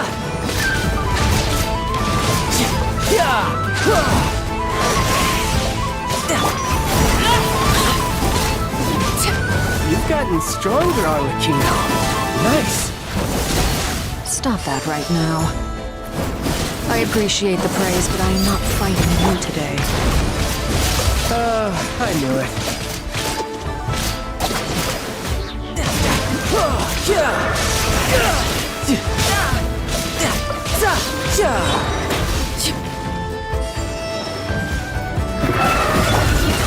You can run, but you... I can't believe it. He was a living, breathing human one moment, and the next...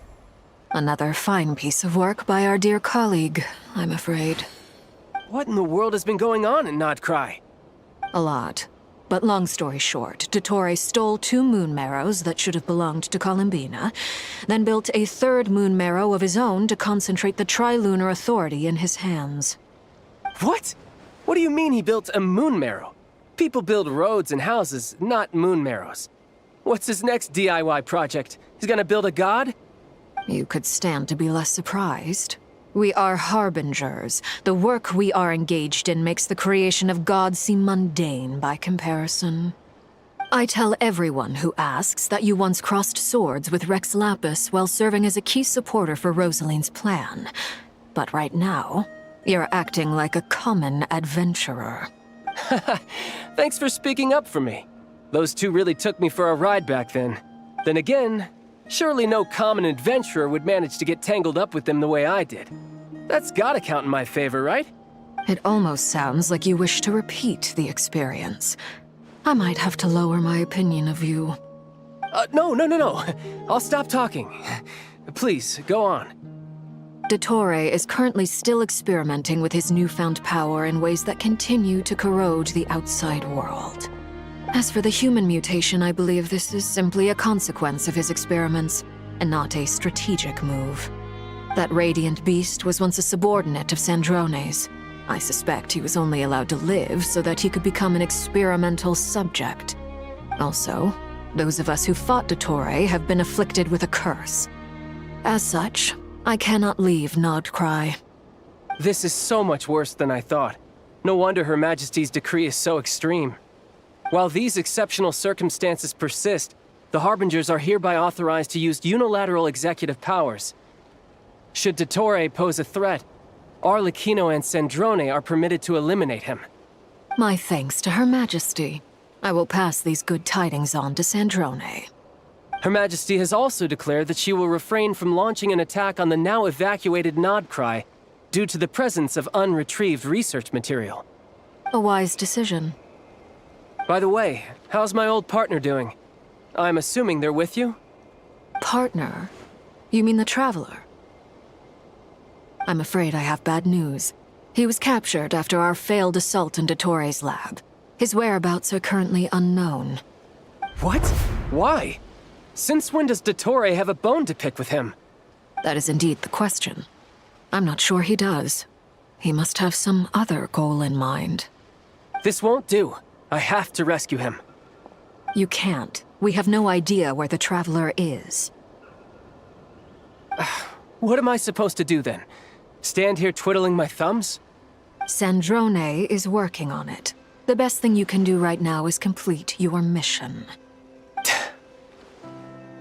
Fine. I guess I'll leave this to you then. One last thing. Tell the Rooster to get the message out to the gods and citizens of every nation in Teyvat. Beware. An uncontrollable pollution is spreading forth from Nodcry. The source of that pollution is a madman drunk on the success of his experiments. The Fatui and our allies will endeavor to contain the threat. However, if Nodcry falls, things are likely to escalate. Considering Dottore is one of our own, all Fatui stationed in Nodcry consider it our duty to stay and fight him to the bitter end. Whatever the cost. Hey, don't be too pessimistic. If it comes to it, I'm sure Her Majesty won't stand by and do nothing. I hope you're right.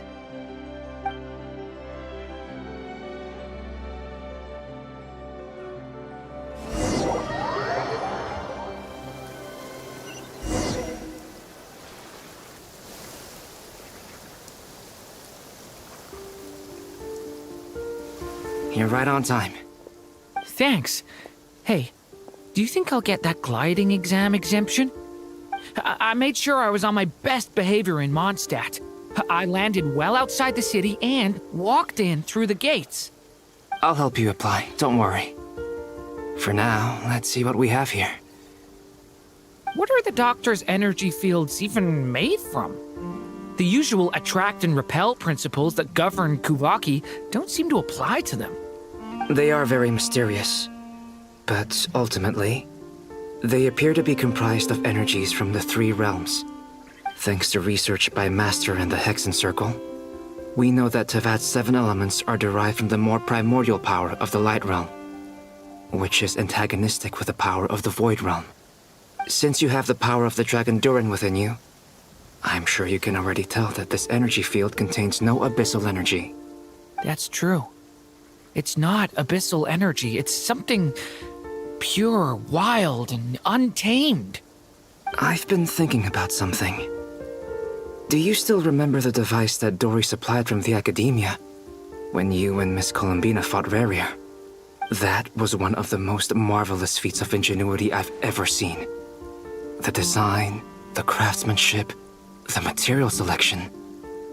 I couldn't fault any of it. Not to mention the operating principles. Surely the most ingenious feature of all. Dory didn't go into detail on how it functions, but I have a working theory.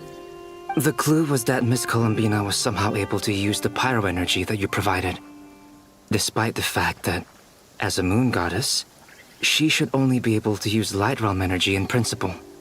Now, all elemental energy is, of course, derived from light realm energy to begin with. Hence, I suspect that the device works by restoring elemental energy to its original state.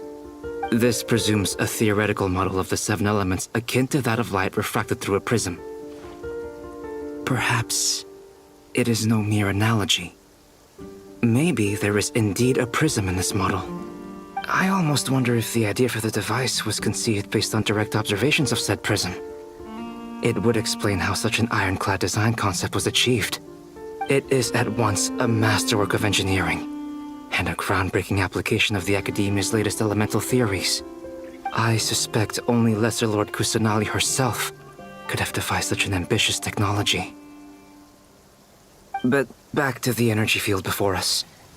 If this is pure light realm energy, its relation to elemental energy is one of integration versus division. Or you could say that the former contains the latter. Could this mean that elemental energy can dilute the power of the light realm? Should we give it a try? We should.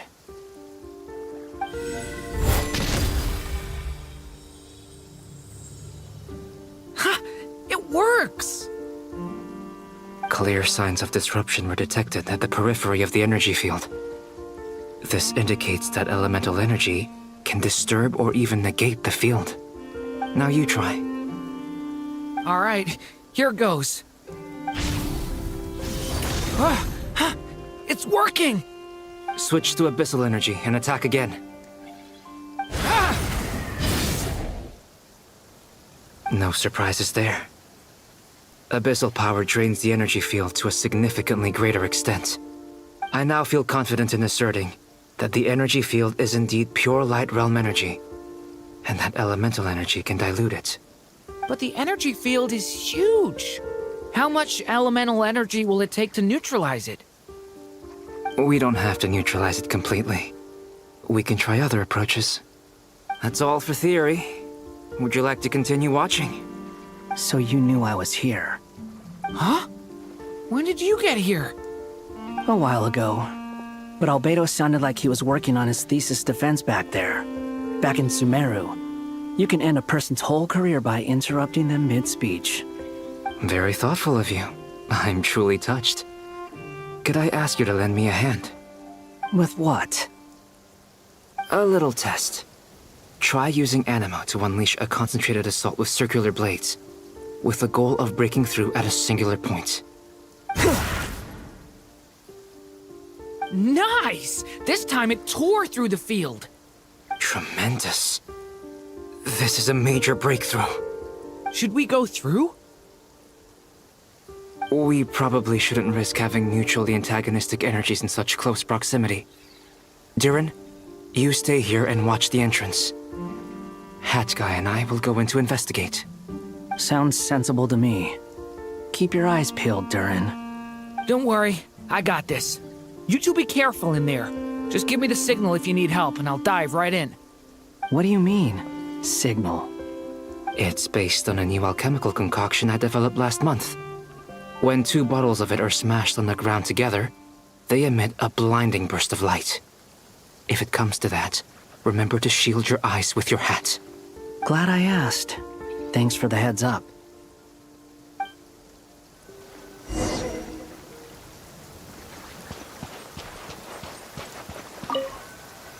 Like I thought. Beyond a certain distance, we can't see the opening where we came in. Maybe that's to prevent people from escaping. Sounds like Dottore style to me. Not much has changed. Things are basically the same here as they were before the energy field appeared.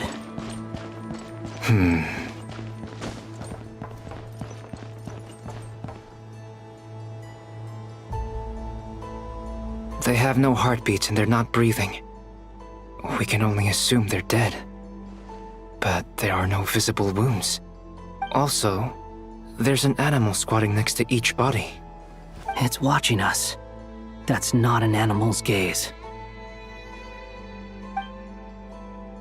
What are you trying to tell us? Doesn't seem eager to talk. I guess maybe it's just an animal after all. Let's keep looking around.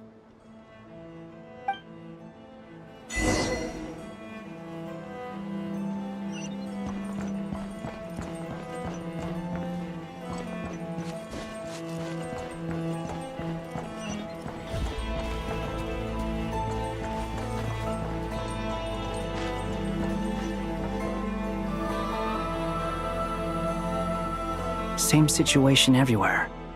Not a living soul in sight. Just countless bodies with animals standing watch over them. Well, I think we can safely rule out the possibility that they're all pets.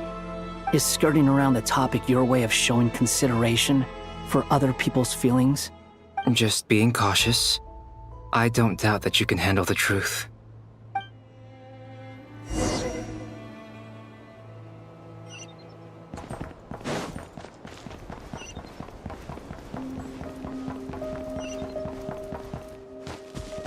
Careful. Please. Help us. Please. Over there. I hear a voice. Please. Help us. Please. What happened here? I don't know. Suddenly, everyone collapsed. Then my line of sight got lower. I still have some of my senses left. I gotta get out of here.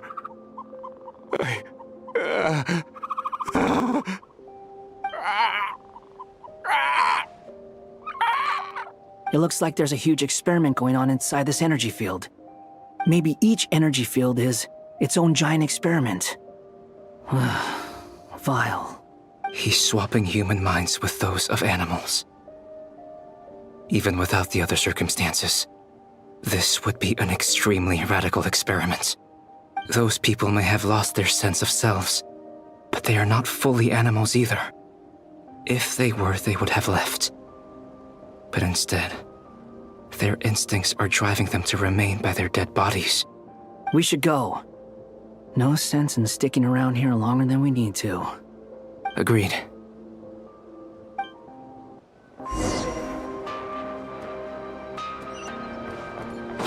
Follow me.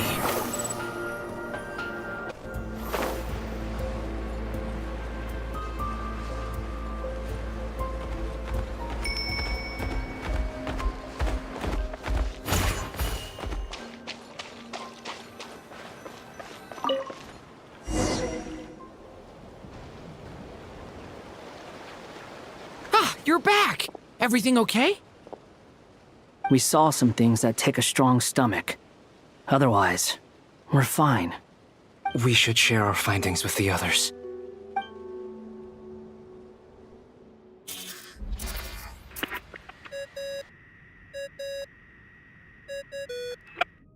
Yes? Who is it? Miss Nefer, it's me, Albedo. We found a way to break through the energy fields. With enough control, it's possible to tear them open using elemental energy. Also, we managed to take a look inside. Dottore is carrying out his cruel experiments on an immense scale. Any residents who have failed to evacuate in time will likely meet a grisly end. Sounds like he's living down to our expectations. Might I ask how things are proceeding on your end? I'm just about to get started. I'll be in touch once I have a result. Understood. Stay safe. I will.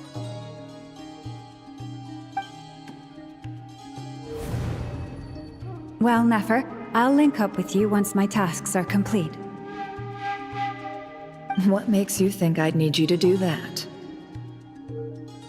I'll need it. And considering the way you approach certain matters, I think you'll be better off with me present.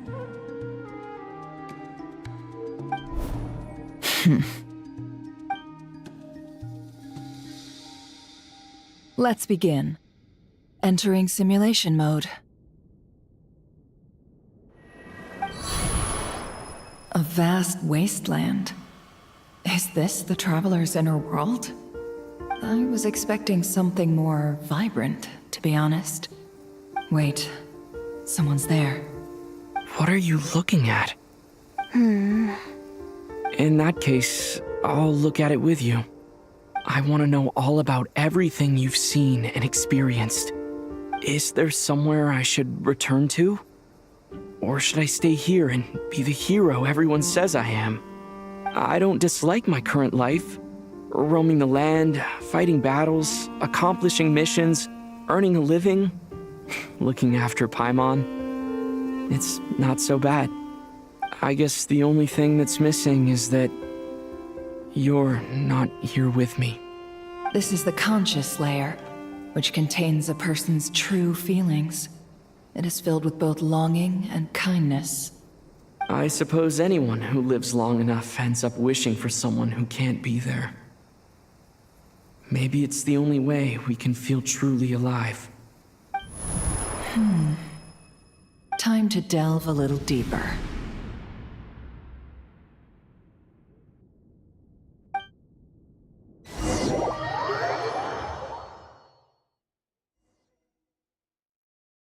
Nasha Town is hardly the optimal choice for a place to live, but it has character and a reasonable population density.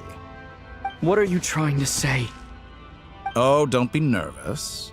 I was just thinking where might make a good starting point for your journey. Perhaps I should send you further afield. Conria, perhaps. Conria ceased to exist long ago. Once again, you fail to understand the possibilities that the Tri-Lune creates. Anything that has existed in the past, I can now recreate. You simply do not wish to see that happen. That might be because you miss your sibling and fear getting answers that you are not ready to learn. But this is not for me to judge. If we are to collaborate, we need to maintain an amicable relationship. In a moment, you will be able to... Oh no. What are you...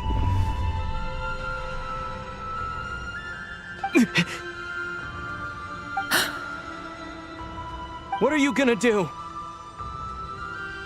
Don't move. Something unwanted has crept into... Oh? Gone as quickly as it came.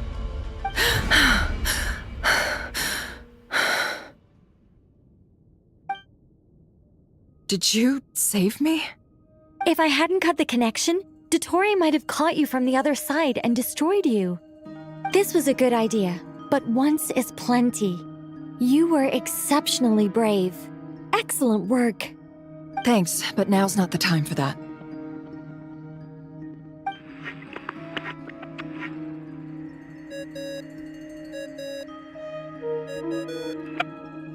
Albedo speaking. I think I know where he is. What is this endless darkness?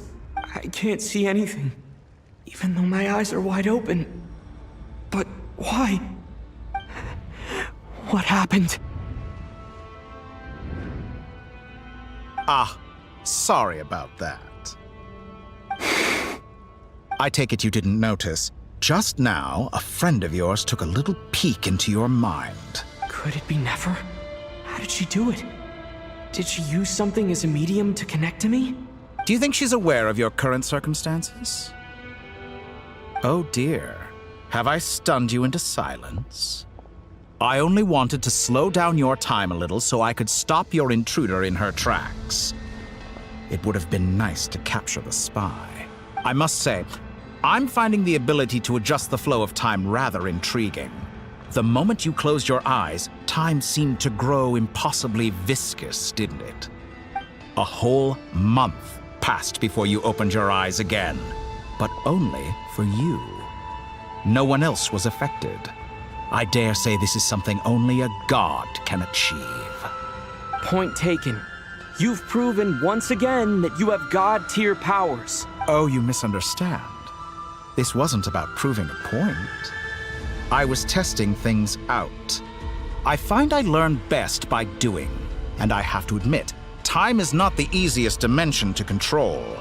I only wanted to make you sleep for a short while, but it ended up lasting a whole month. Clearly some finesse is required to wield the authority over time as I wish. I hope you're not angry with me. It was only a month's discrepancy, nothing too serious. Had I been off by a year, a decade, or even a century, that would have been quite a different story.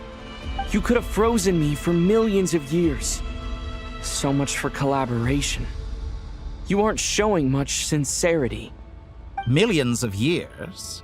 To what end? I wonder if you don't understand humans all that well. They are very pragmatic creatures who understand only that which they can perceive with their senses. If I had you sit here for a week, I imagine people might sympathize. But if I left you here for 100, 1,000, or 10,000 years, the sheer size of that number would cause it to lose all meaning to them. They would not have the capacity to comprehend your suffering, and thus they could not empathize. Unfortunately, while gods do exist in Tevat, it is ordinary humans that account for most of the population. Their lifespans are so limited, their bodies so fragile. Did you ever really hope that they could begin to understand someone like you? Your long life and unique origins make you fundamentally different from them. How long will it be before they start to treat you like the alien you are? Before you are ostracized, outcast? Alien? Even I feel bad for you sometimes. This world has made you into a slave. So many times you have served its will, and not once have the powers that be ever thought to grant you the one simple thing you wish for. You have been treated most unfairly. I can change that. I will grant you special privileges and give you back the status you rightly deserve as a descender.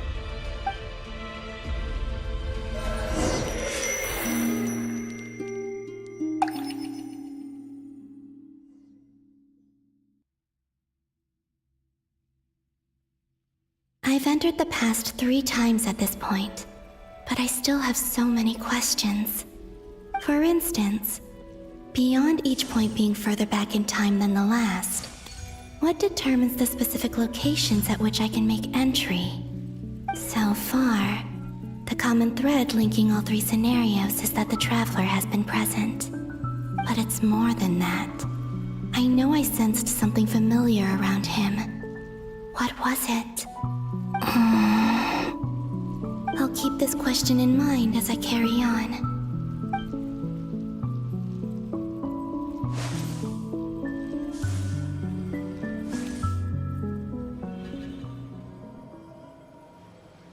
Humans, you never change. Always trying to use powers you neither comprehend nor control. This looks like Star Sand Shoal. Was this before Rerir regained his physical form?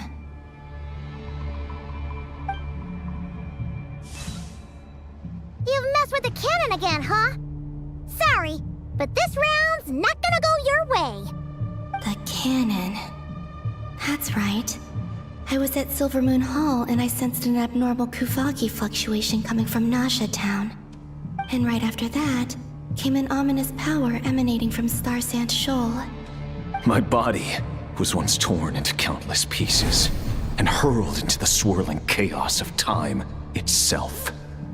But even so, my life and will were not extinguished. I wonder if I could try to prevent his resurrection. But how would I do it? What can I do, here and now? Traveler! Behind you! Look at that light! No, I won't make it in time. He's using the Kuvaki shield, like I taught him. Is he going to use it to block the cannon's beam? He's strong. I'm sure he can manage. But the force released when the beam impacts the shield might lead to collateral damage. Easy Island. The Frost Moon Scions will be exposed to lethal levels of Kuvaki. A question, if I may. Kind Miss Columbina. When the cannon's Kuvaki beam was deflected earlier, I saw several bolts of energy streak toward Hisi Island, only to be blocked. Did you also have a hand in that? Maybe that really was me after all. Well, future me. But I don't know if I have enough power left. Siki sato pasa sax niti ipotovtos. There's no time. Osestikos paratin tiran to risuiku, topir to aithion feraton. I have to make it.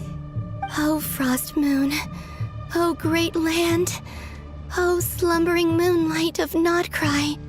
If you can hear me, if you can sense my call, then please, heed me once more!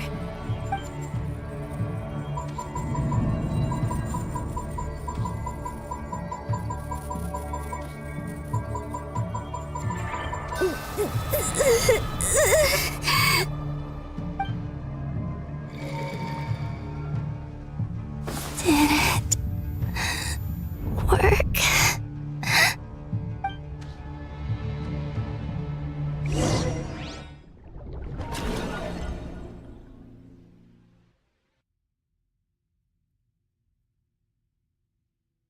Hey, wake up. Hey, did you hear me? Columbina, I said wake up, now! Oh, good morning, Sandrone. It's 3 in the afternoon, actually. And could you kindly not use my quarters as your personal nap room next time? But I feel so safe here. And your coffee, right?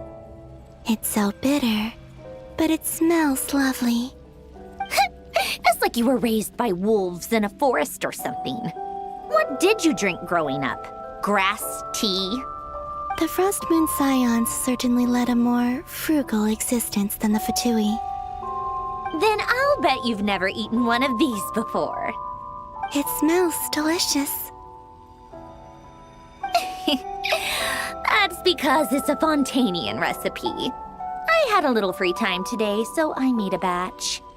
Rosaline will be here shortly, but if you really can't wait, I guess you can go ahead and... Hey, at least let me finish before you start eating! Did the Frost Moon Scions not teach you basic table manners? Or did the rules not apply to you because you're the high and mighty moon goddess? These are so tasty. Of course they are. I made them. I was worried they might contain traces of machine oil. What?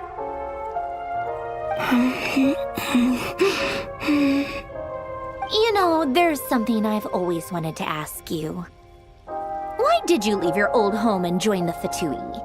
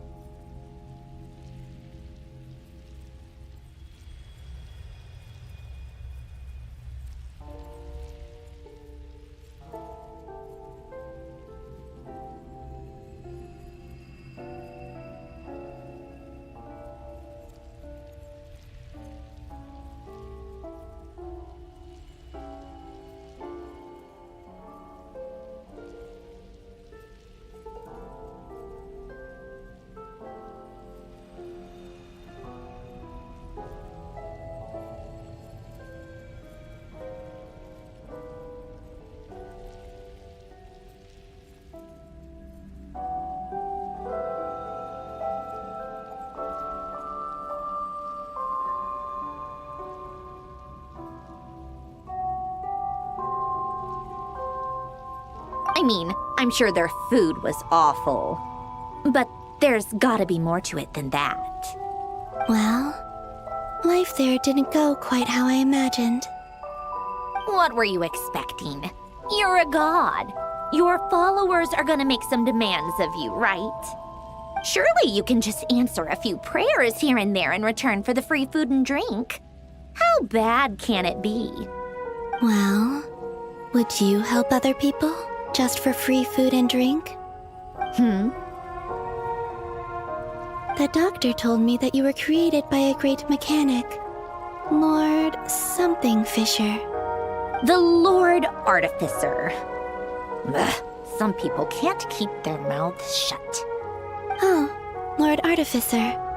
And didn't he have something to do with the, narcissist? Narcissenkreuz Ordo. Yes, that was it. Narcissenkreuz Ordo. So, would you try to fulfill their wishes? You must be joking. I wouldn't go even if they paid me. I don't even know them. Exactly. Well, I felt the same way. I did not know the people who made demands of me. What do you know? We're on the same page for once. In his later years, Alan did ask me if there was anything I wanted to do. If I had any wishes of my own. Well, I don't. And I'm not in any mood to fulfill someone else's either. Who's Alain? He was the... You know what? Never mind. You're not gonna remember. Anyway, the point I'm trying to make is, neither of us is the self-sacrificing type.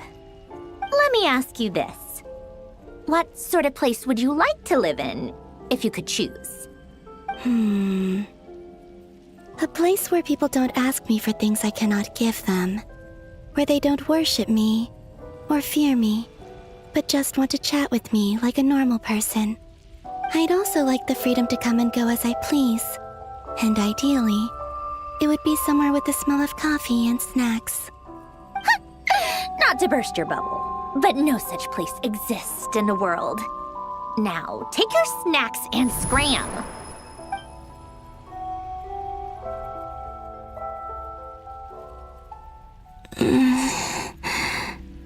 Did I pass out? Of course.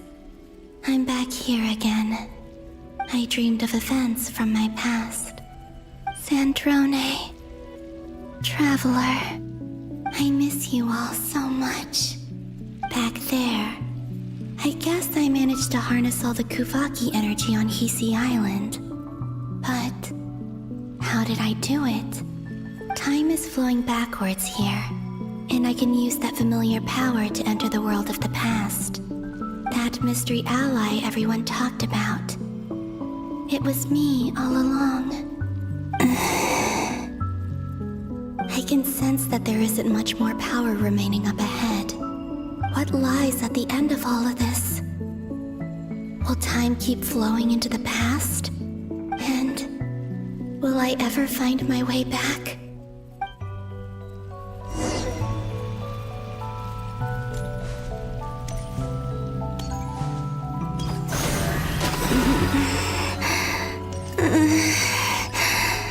It's getting harder and harder to use my power.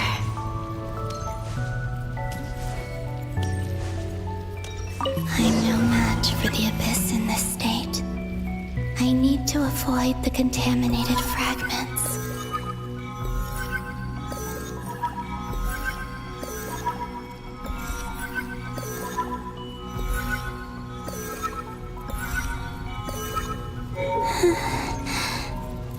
Time to go. I wonder where I'll find myself this time.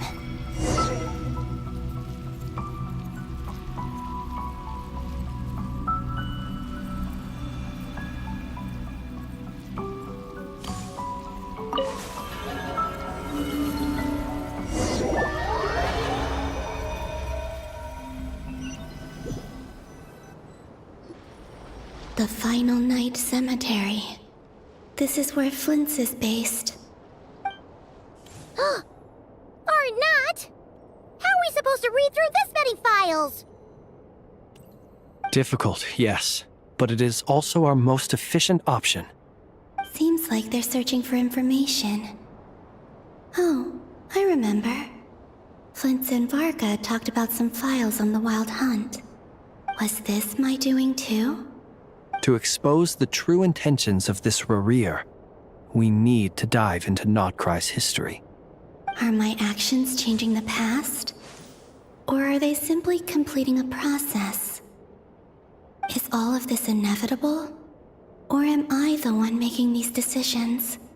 If I choose not to help them now, will it change how things turn out? Hope we don't land on our heads then.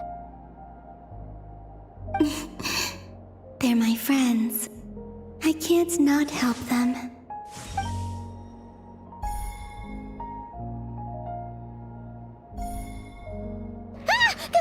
Ghost! And the other one was... here. Hey! Another file's moving!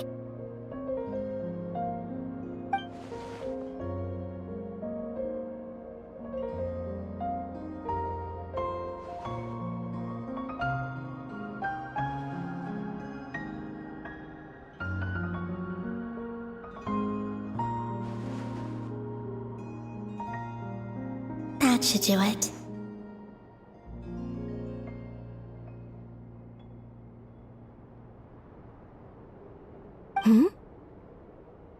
Luanatar?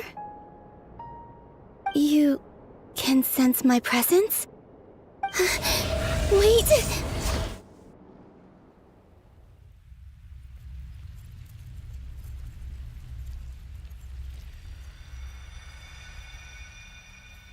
Luanatar.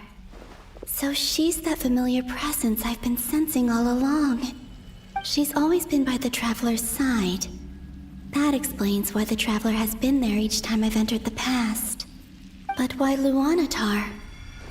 Is it because she has a connection to me as the Moon Goddess's familiar? If so, why not any other Kuhenki? That's...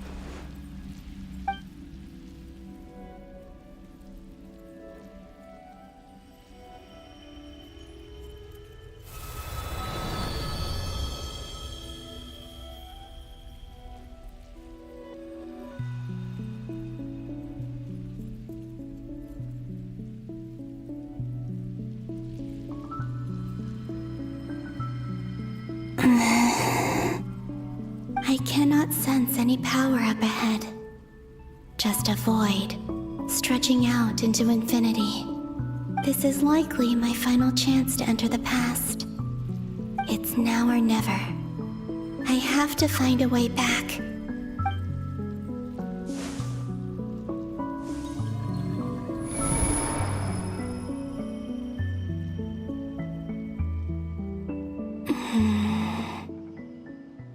Easy Island?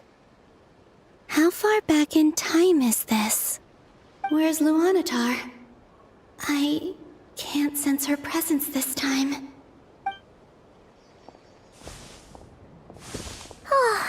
Seeing Enefa and Aino reunited like that sure was heartwarming. Traveler, Paimon. No, stay calm. I don't have much power left to change things. I don't even have that much time left here. Think, Columbina. How do I find a way back? A way back... to where? Do I go back to Moon Prayer Night? Or to the future that followed? And if I return in my current state, what will become of me then? Dottoro's actions that day proved that he'd been planning that for a long time. He had already seized the power of 2 moon marrows before capturing me. Even if I managed to get back, how can I fight against him when he wields the Tri-Lune authority? I can't. If I go back like this, I'll be playing right into his hands. I have to find some way of rivaling the power he has usurped. Wait. Time flowing backwards. The Tri-Lune Authority.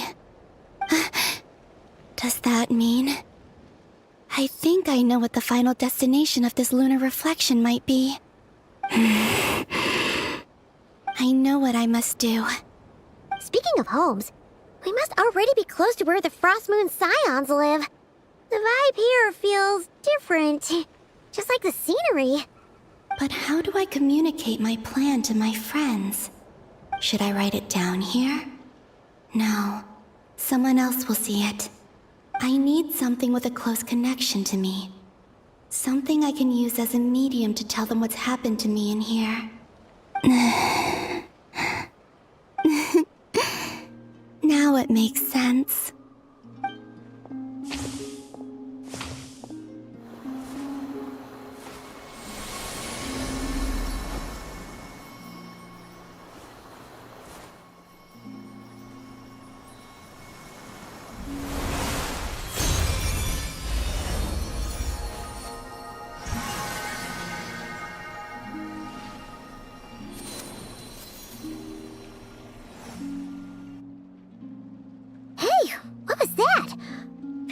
Some sort of breeze blew by, and then the petals suddenly turned into... Huh? It was I who brought Luanatar into being. I gave up a piece of my own soul to create her. That's why I could sense a familiar power from the moment I entered this space. It also explains why she's been present in every past location that I've entered. Because we have a deep connection. Hey there!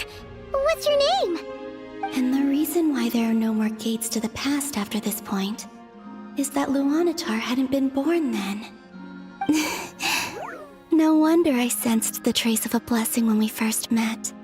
But I still didn't recognize the soul hidden within you. Back then, I was just a little lost dove. I had yet to become Columbina Hyposelenia. Go on now. We've got stuff to do. Best you find someone else to hang out with. Hey, you scared it off. I'll be counting on you. Remember to stay by the traveler's side, guide him, and help him in my stead. Oh, and bring him to the garden where the moon prayer blossoms grow. There's a little lost dove there who will need his help.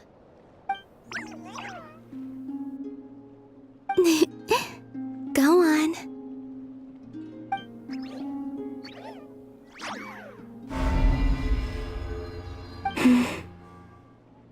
You too.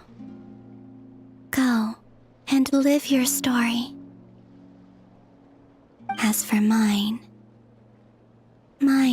must go in a different direction.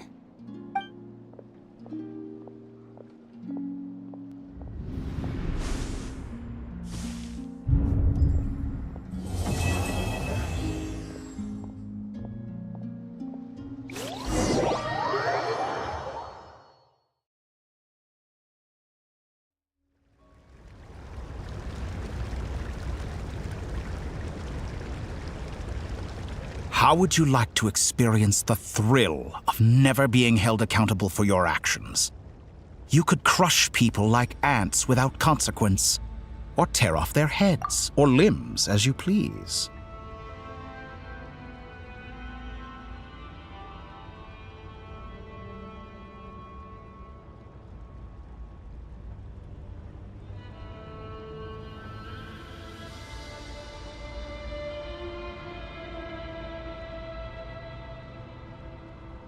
Believe me, such a life is but one small step away.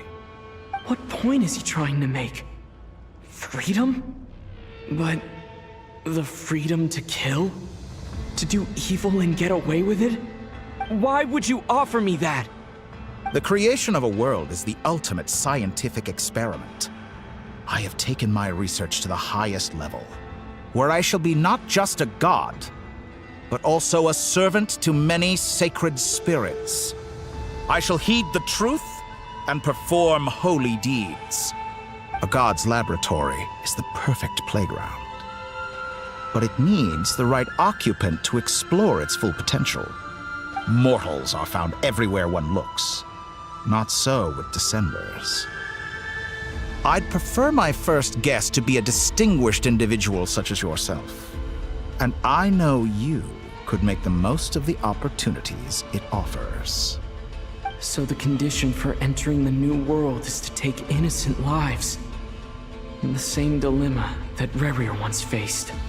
Could I really bring myself to kill others for my own benefit? Rerir did. And look where it got him. Have you made up your mind? I can't do it. Your playground is no place for me. You're putting your hopes in the wrong person. But we both know I'm not quite the hero you say I am either. I have my own reasons for the journey I'm on. And they aren't all selfless.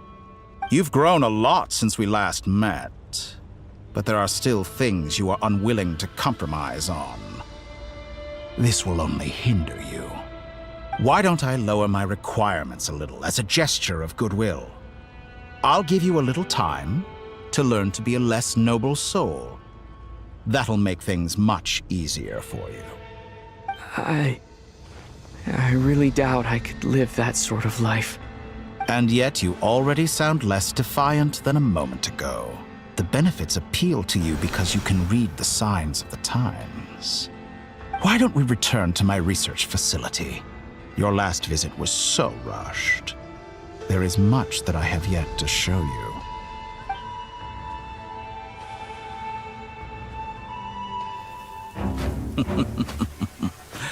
Now to that question,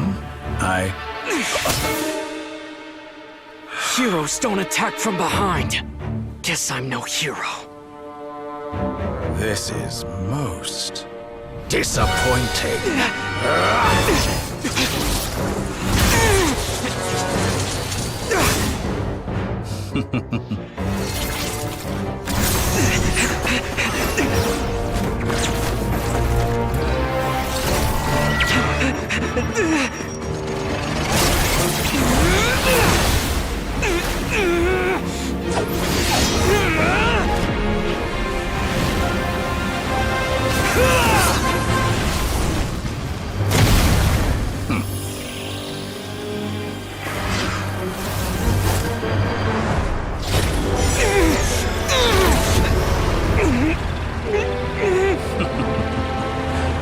Now then.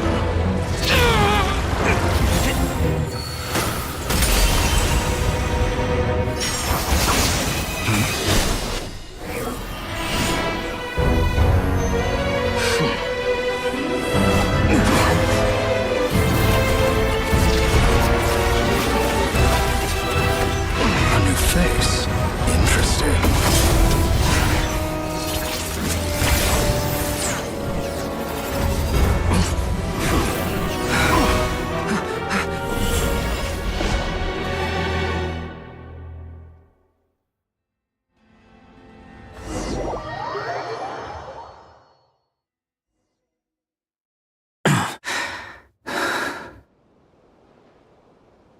You're still gonna call me Hack Guy after that, huh?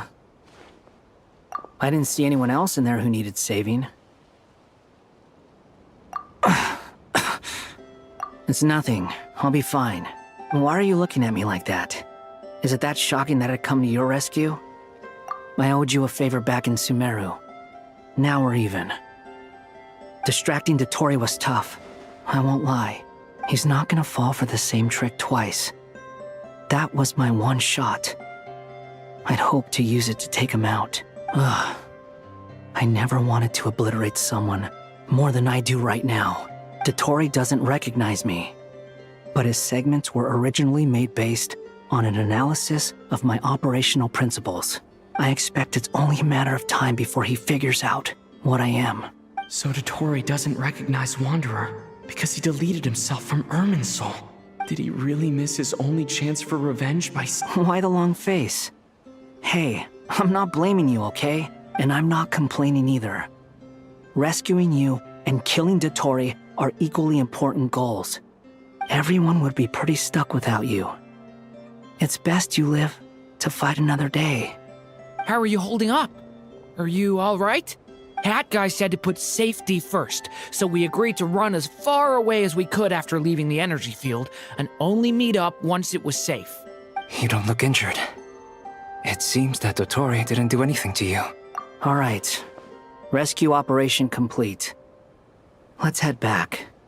There's a lot more work to be done before this is over.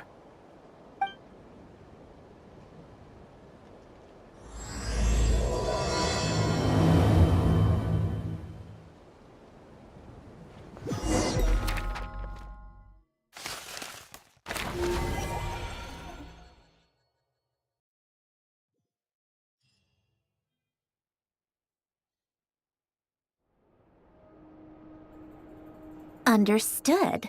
I will bear the Tsaritsa's decree in mind. I don't see what's so awesome about it, though. Does he really think everyone else is as immature as him? I'm not stooping to Tartaglia's level. I thought you might say that. How's your progress? Quite promising, actually. That alchemist Albedo gave me a few ideas. Remember how I asked you to look up some files for me? That stuff on the Nazi-Kreuz Institute. René de Petrichor and Jakob Ingold. Alain Guillotin despised René's theories and methods, but he never managed to come up with better alternatives either. So I adopted some of René's ideas. I thought Alain was like a father to you. He and René were mortal enemies, were they not? And what would you say if Lenny and his friends one day learned something useful from someone you utterly detested? I would applaud them for it. That would mean that they have surpassed me. For all we know, Alain Guillotin might have thought the same thing. Not that it matters, though.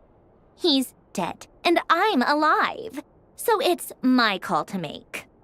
Once you die, it doesn't matter how great you were in life. Only the living get to decide what happens next. Hey, come on out. They're back. Huh?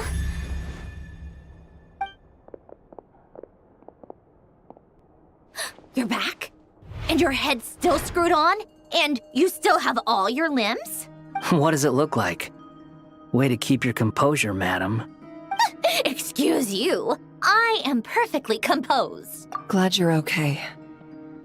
Yes, it's a huge relief. Worry? Oh, yeah, right. You think we, the Fatui, were worried about you? We were worried sick. Hey! The Traveler and I were already friends. You are free to join this mission in whatever capacity you please, much like your tea parties. It's a laugh a minute with you guys. I must say, I was quite surprised when Mr. Albedo told me he would need no additional aid. We discussed this on our way back as well. I am rarely so unequivocal, but in this case, we had full confidence in Hat Guy. He said he knew what he was doing. Albedo and I pretty much had to just wait outside on standby. Meanwhile, Hat Guy broke into the energy field and rescued the Traveler solo. You didn't have to mention that. Well, I'm thoroughly impressed. You are a force to be reckoned with. Is he back? Is he really back? Traveler! It's really you! Oh, thank goodness! Paimon missed you so much! You can finally breathe easy, Paimon.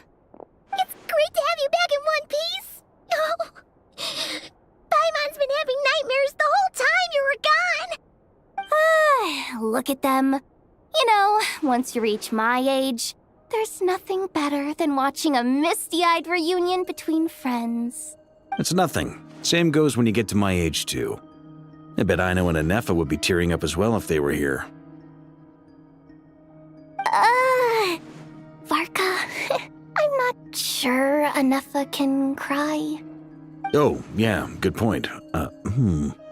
Hey, your eyes are looking a little red and puffy. Come here, let's hug it out. What?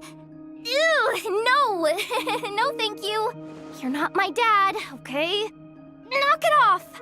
Everyone, I'm sorry for all the trouble I caused you. But the silver lining is, I didn't come away from this ordeal empty-handed. While I was being held captive, I learned a lot about Dottoro's current capabilities, and what he plans to do with them.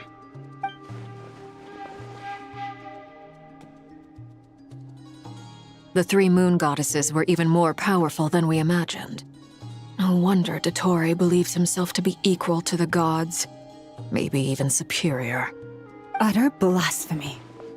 While everyone was gone, Nefer and I made an interesting discovery, and I believe Miss Sandrone has something to share too. Ma'am, perhaps you could do the honors?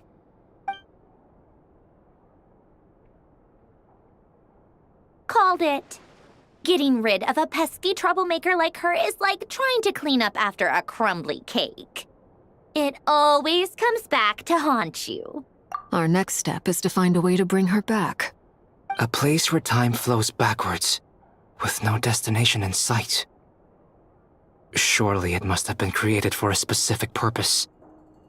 But I fear the answers are buried deep in Tevat's history, held by great powers beyond our reach. It sounds like she's on a specific path through time, just traveling in the opposite direction to us. The question is, where does that path lead? Or will it keep going to infinity? We considered that question as well. Strictly speaking, time is not infinite.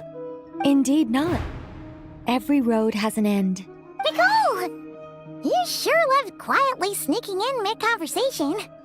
I do, in fact. It's something I've always done at our mages' tea parties. Quiet, mysterious, and persuasive. You wonder what lies at the end of her road. Well, just as the world has a beginning and an end, so too does time. And so, the end of the road is the moment that Tevat was born. But where Miss Columbina will end up along this road, that depends on where this particular river of reverse time began. What about the original moons and the moon goddesses? Do they have a beginning too? All things do. In the beginning, no moons adorned the sky. It was the Dragon King Nibelung who raised the 3 moons into the heavens, and thus were the moon goddesses born. They were shadows of the planet, born to wield Nibelung's authority and oversee the world on his behalf. They were extensions of his will, manifestations of his majesty. But then one day, they disappeared just as suddenly as they had once been brought into being. Nobody knew where they had gone.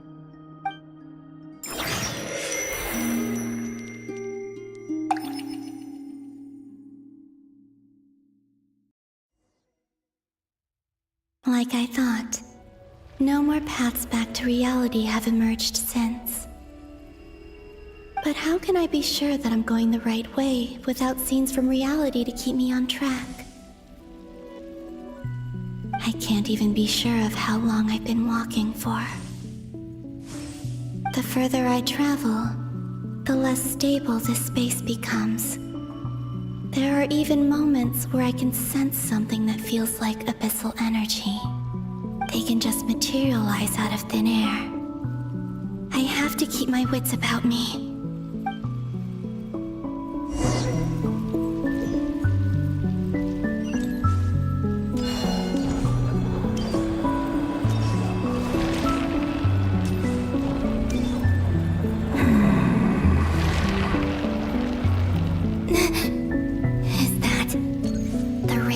Solnari? I can't believe he survived. How did he do it?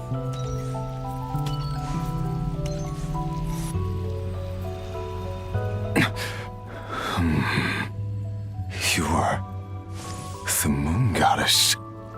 But how? Please, there's no need. I'm not interested in fighting anymore. I find that a little difficult to believe. Yeah. Honestly, so do I. The way you used my own power against me was... It was a brilliant strategy. And then, in the final moment before I was thrown into this space, I got to see an old friend. Mr. Dainsleif. Right. It was so long ago now. But we were friends once. When I first got here, I was filled with hatred, remorse, and rage. How I cursed and devoured. I tore everything here apart. I was consumed by the desire to leave this place and have my vengeance, but to no avail. This is a place with no exit. This is the second time I've entered this space. Though I have no memory of the first, I was torn to shreds the moment I entered. But this time I survived. It must be partly because of this new body, and partly because of all the Kuvaki I absorbed in Nodcry. Are you the source of the abyssal power in here? Not all of it. Some is from when I first arrived here and tried to destroy everything. But there was already a degree of abyssal power here before I entered. And like a venomous snake baking in the merciless sun, it tried to slither into my shadow. Tried to? So, you rejected it? Yes. Because after that, the world suddenly became silent for a moment. What do you mean? The voices in my head, they were gone. And then I saw her. Her? Thelindis. My former lover. Never mentioned that she saw a memory of Thelindis leaping into the moon's reflection. More precisely, I saw her afterimage. I'm sure the real her is long gone. She was just an ordinary Conrian. She couldn't have survived here for very long. Anyway, why have you come here? Didn't you know it was a dead end? If I hadn't escaped through the moon gate, my friends would have been in far greater danger. Oh, I see. Because of your power. The power of a moon goddess. What? You'd like to know how I know, wouldn't you? The one who resurrected me said so. I could hear a deep lust for power in his voice. Do you mean... Dottore? Dottore. So that's what he's called. He'd been collecting fragments of my body for a long time. All so that he could resurrect me at the moment of his choosing. I had no interest in his research. But being as corroded by the abyss as I was, we were aligned as far as hunting the moons and recovering my strength were concerned. So that's why the Wild Hunt suddenly became so active in Nodcry. When I left the Fatui in my weakened state, Dottore must have felt that his time had come. Moon Goddess, could I ask a favor of you? What? I know this is a lot to ask, especially from someone who tried to kill you.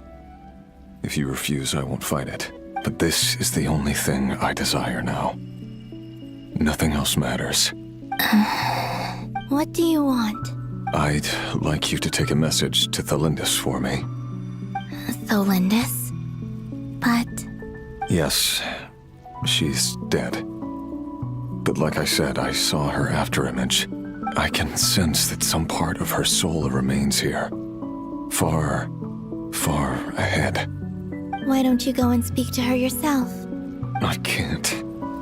I don't know why, but I can't move freely in this space as you can. All I can see is a glimpse of her, walking away. Just like the moment when I last saw her in life. In return, I will clear these abyssal obstacles for you. No, not in return. I'll clear them for you. Whether you want to help me or not, it feels like something I ought to do. Why? Yeah. Why, indeed. I've been asking myself that question a lot recently. Why did I do the things I did? I'm tired of it all. Tired of the person I became. People used me. And then I turned around and started using others. I hurt a lot of people. I think I grew tired of it long ago. But I wouldn't admit it to myself. And ultimately, that's how I ended up here. What do you wish to tell her? All of it. My past. My mistakes. Everything that happened after we were separated. Is it okay if I give her the abridged version? Yeah, I'm sure there's plenty you can skip over. Just tell her the important parts. Whatever you think that means. Like the part where you relentlessly tried to kill us? It's up to you. Love demands honesty. But my relationship with Thelindis was built on lies. We hid too much from each other. But after living my whole life in the shadows, I don't want to hide anything anymore. I will do my best.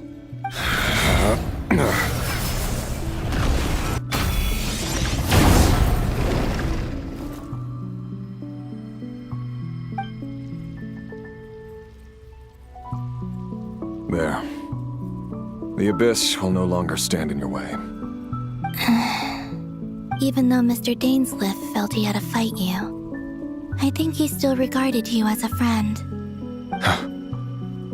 Dane? He said that you betrayed him. But he also felt great remorse at never having understood what you were truly going through. Why tell me this? Because if he'd known that someone could take a message to you, I believe that's what he would have said. Thank you. It means a lot. I know this will sound strange coming from me, but don't die, Moon Goddess. I can tell that you're determined to get out of here.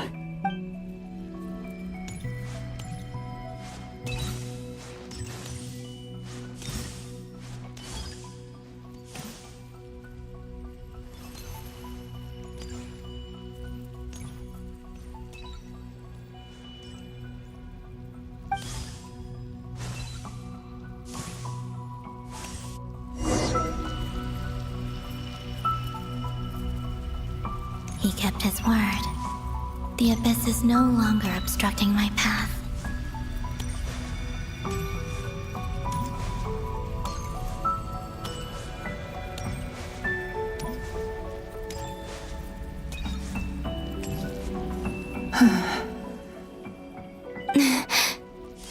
Is that the Lindis?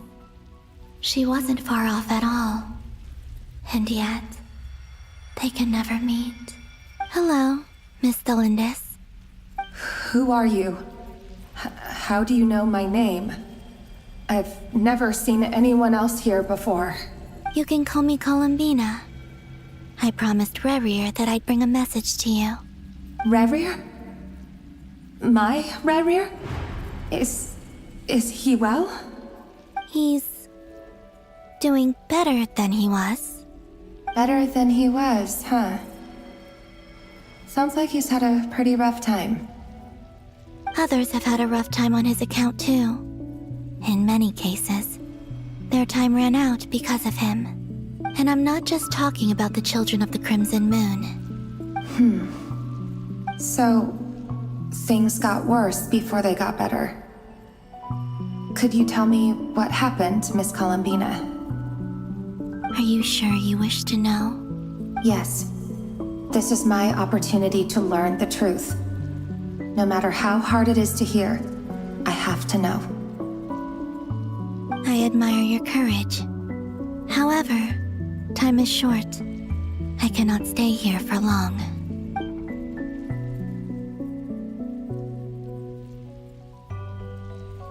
Rerir had seeds of hatred in his heart, and many people nursed them for their own ends. On some level, everything he did was to try and find a way to see you again. But in the end, he came to regret his mistakes. He wanted to apologize for hiding his past from you. Beyond that, he did not say specifically what it was he wished to convey to you, but I'm sure that you've always been on his mind. You are what has kept him going over all these years.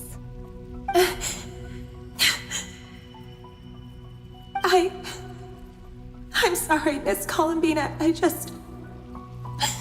This is so upsetting. I'm not sure how to put my feelings into words. It's all right. I understand. Well, that's everything from me. So, I guess I'll be... Wait. One moment. Time flows backwards here. The road ahead only leads further and further into the past. I know. I intend to reach the end of that road.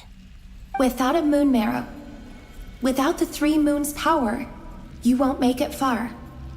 Wait, unless... Are you one of the moon goddesses?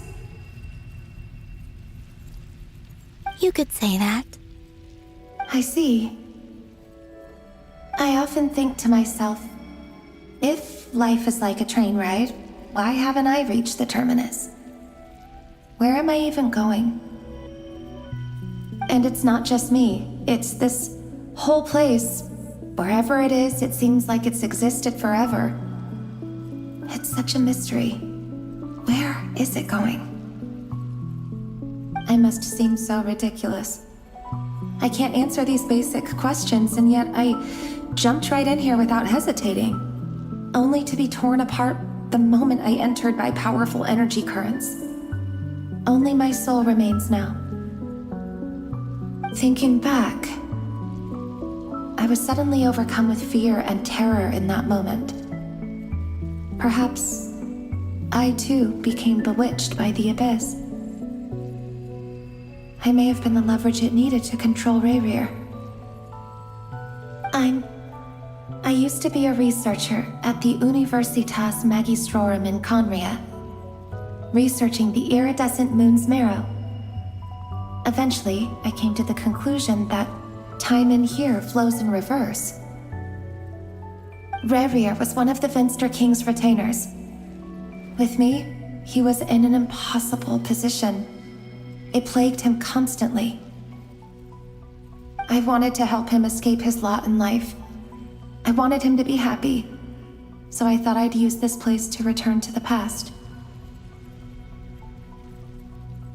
At the time, I thought I could just go back to the day that the Vinster King first found the princess. It was only after meeting the princess that the Vinster King started going too far with his research into the abyss. That was the day all of our woes began. I thought I could stop the king from ever meeting her and solve everything. I couldn't kill the Vinster King himself, so I had to find another way to save Rerir. That's why I wanted to go back, to kill the person who had brought new possibilities to our realm.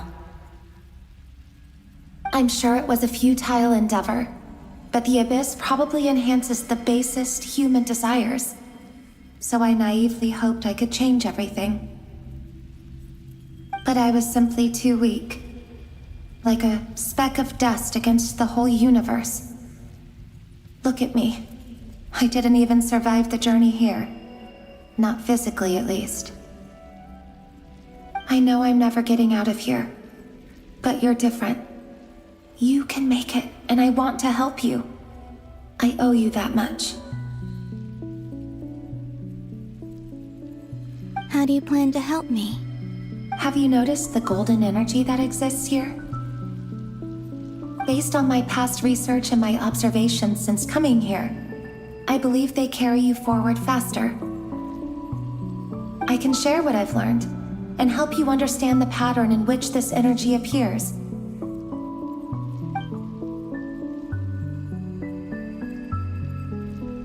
I think you just might... Now, I know you will be able to change the past. Also, I've been speculating about where this phase ends. The documentation was scanned, but from what I know of the legends about the moons, the oldest ones seem to begin with Nibelung, king of dragonkind. I have no way of verifying any of it by this point, but if it's true, you might be able to reach that era if you keep walking. Understood. Thank you, Miss Delindis. I'm the one who should be thanking you. If you hadn't entered this realm of everlasting death, what use would my deductions be? Thanks to you, they have some meaning. About Rayrir, I'm so sorry. For everything. It wasn't your fault. That's not true. Because we both feared bringing trouble upon each other, neither of us ever told the truth. And that dishonesty sealed our fates. But enough about that. I wish you a safe journey, Miss Columbina.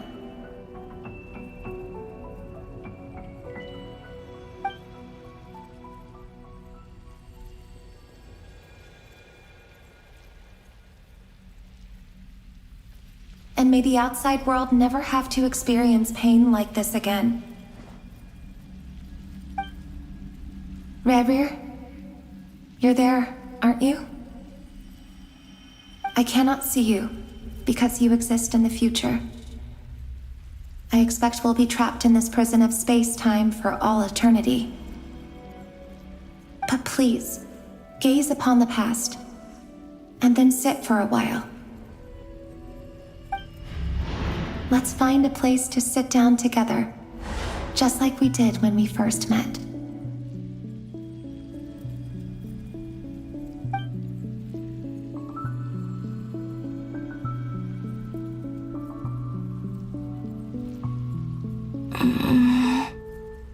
How long have I been walking? How much further till I reach the end? Is there even an end to be found? Everything's getting blurry.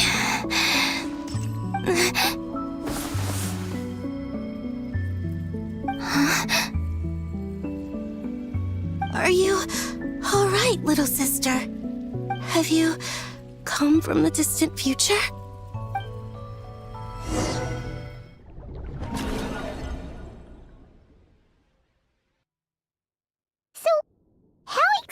Did the moons just disappear? Shouldn't it be a little harder to get rid of major creations like moons? The world is a vast and ancient place. On a certain scale, all life lasts for but a fleeting moment. Miss Nicole explained that the moon goddesses likely perished in the War of Funerary Flame. The moons themselves were also destroyed at that time, save for the Frost Moon, from which a new moon goddess was later born. Am I missing something then? 'Cause the stories say that the moon goddesses were born on the moon, but doesn't Columbina say she was born in Nodcry? Huh, you're right! Why do their birthplaces differ? What's the difference between the two generations of moon goddesses? Also, remember what Sandrone said? Her scans detected 4 moons. In other words, 4 moon marrows. Technically, the result of the scan means that 4 moon marrows were detected and positively identified as moons in that moment. In other words, this piece of information alone isn't enough for us to know how Miss Columbina is doing right now. Yep, we have no way of staying up to date on whether she's dead or alive. She's on her own for now. But at least she's trying her best to get back to us. Yeah. She's a tough cookie. And a sore loser, too. We have to trust that she'll find a way. Because we really need her power. As much as it pains me to say it, we've got no chance of beating Dottore in a straight-up fight. He's much too powerful. It wouldn't even be close. That maniac is going to devour everything in his path until he reaches us. We need to find someone or something that can stop him before he does anything worse.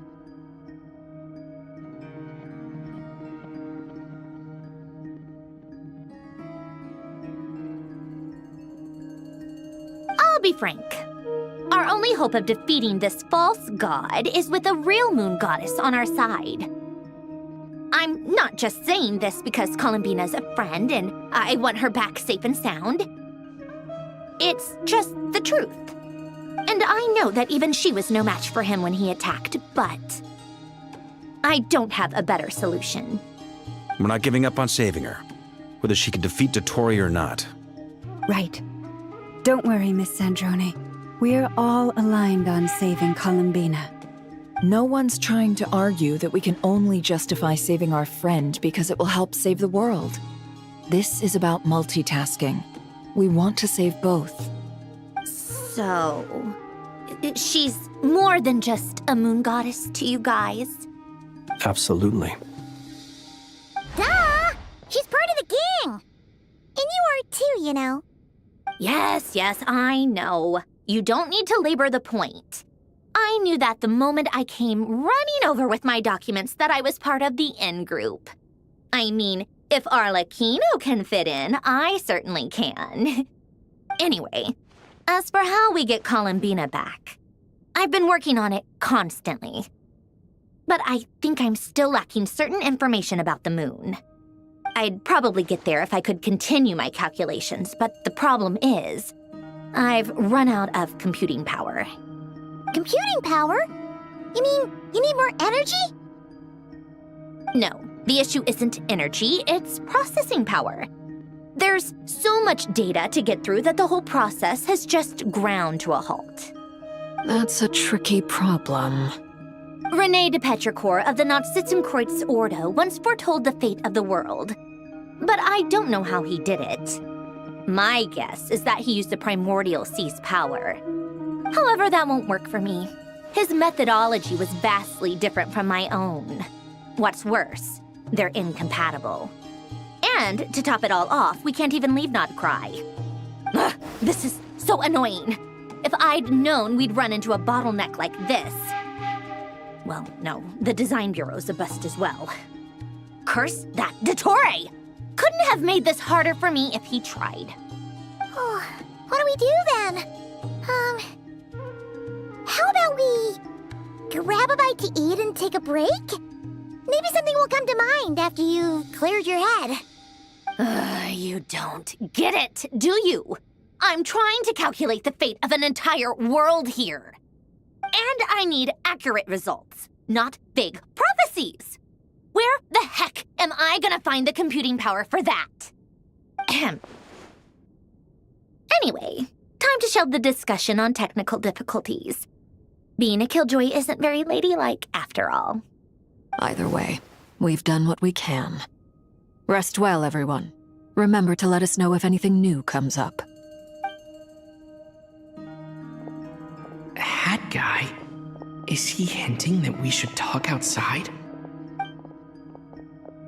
Let's go somewhere a little more private.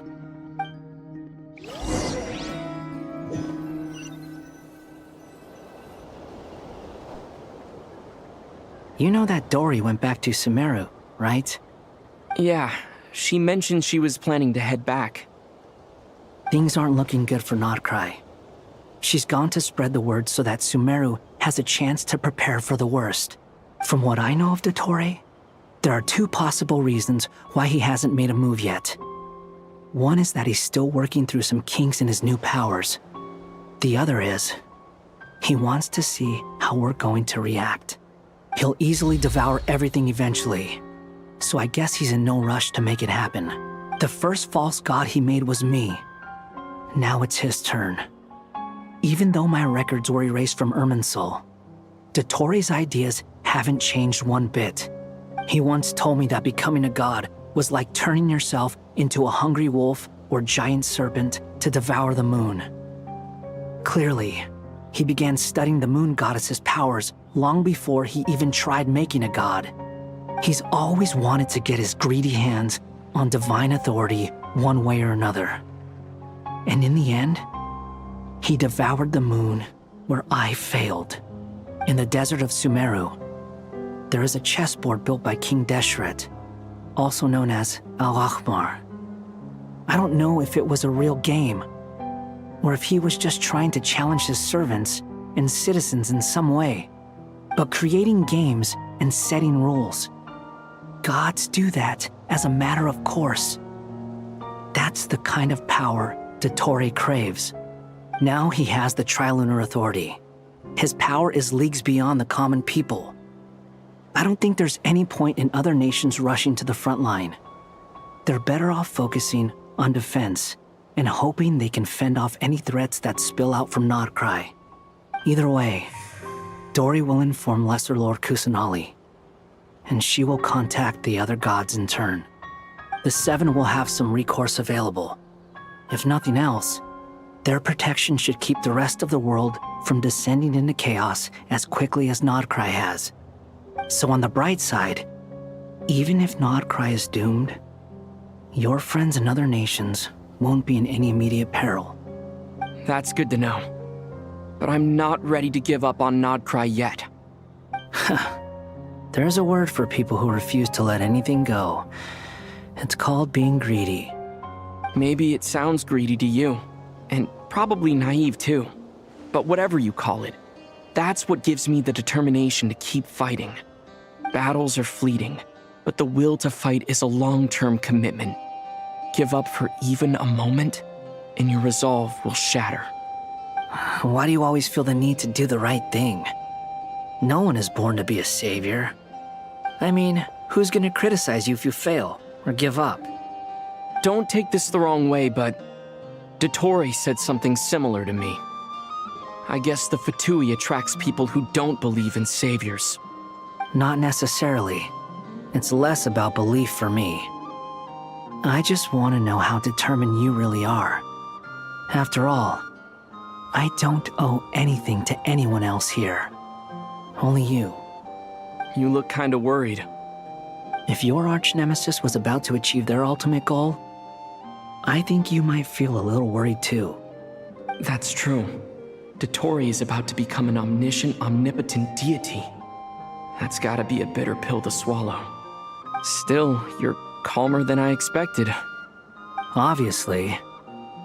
I have to admit that my past self was a reckless fool who misunderstood not only the point of revenge, but how to achieve it. And as much as I want my vengeance, I know I'm not gonna get it by acting alone. If the world's taught me anything, it's to think before I act. Too bad it never taught me any other virtues, though. So, I am going to destroy Dottore, no matter what it takes. So, what's your plan? I'll get to that. First, tell me, what do you think of Sandrone?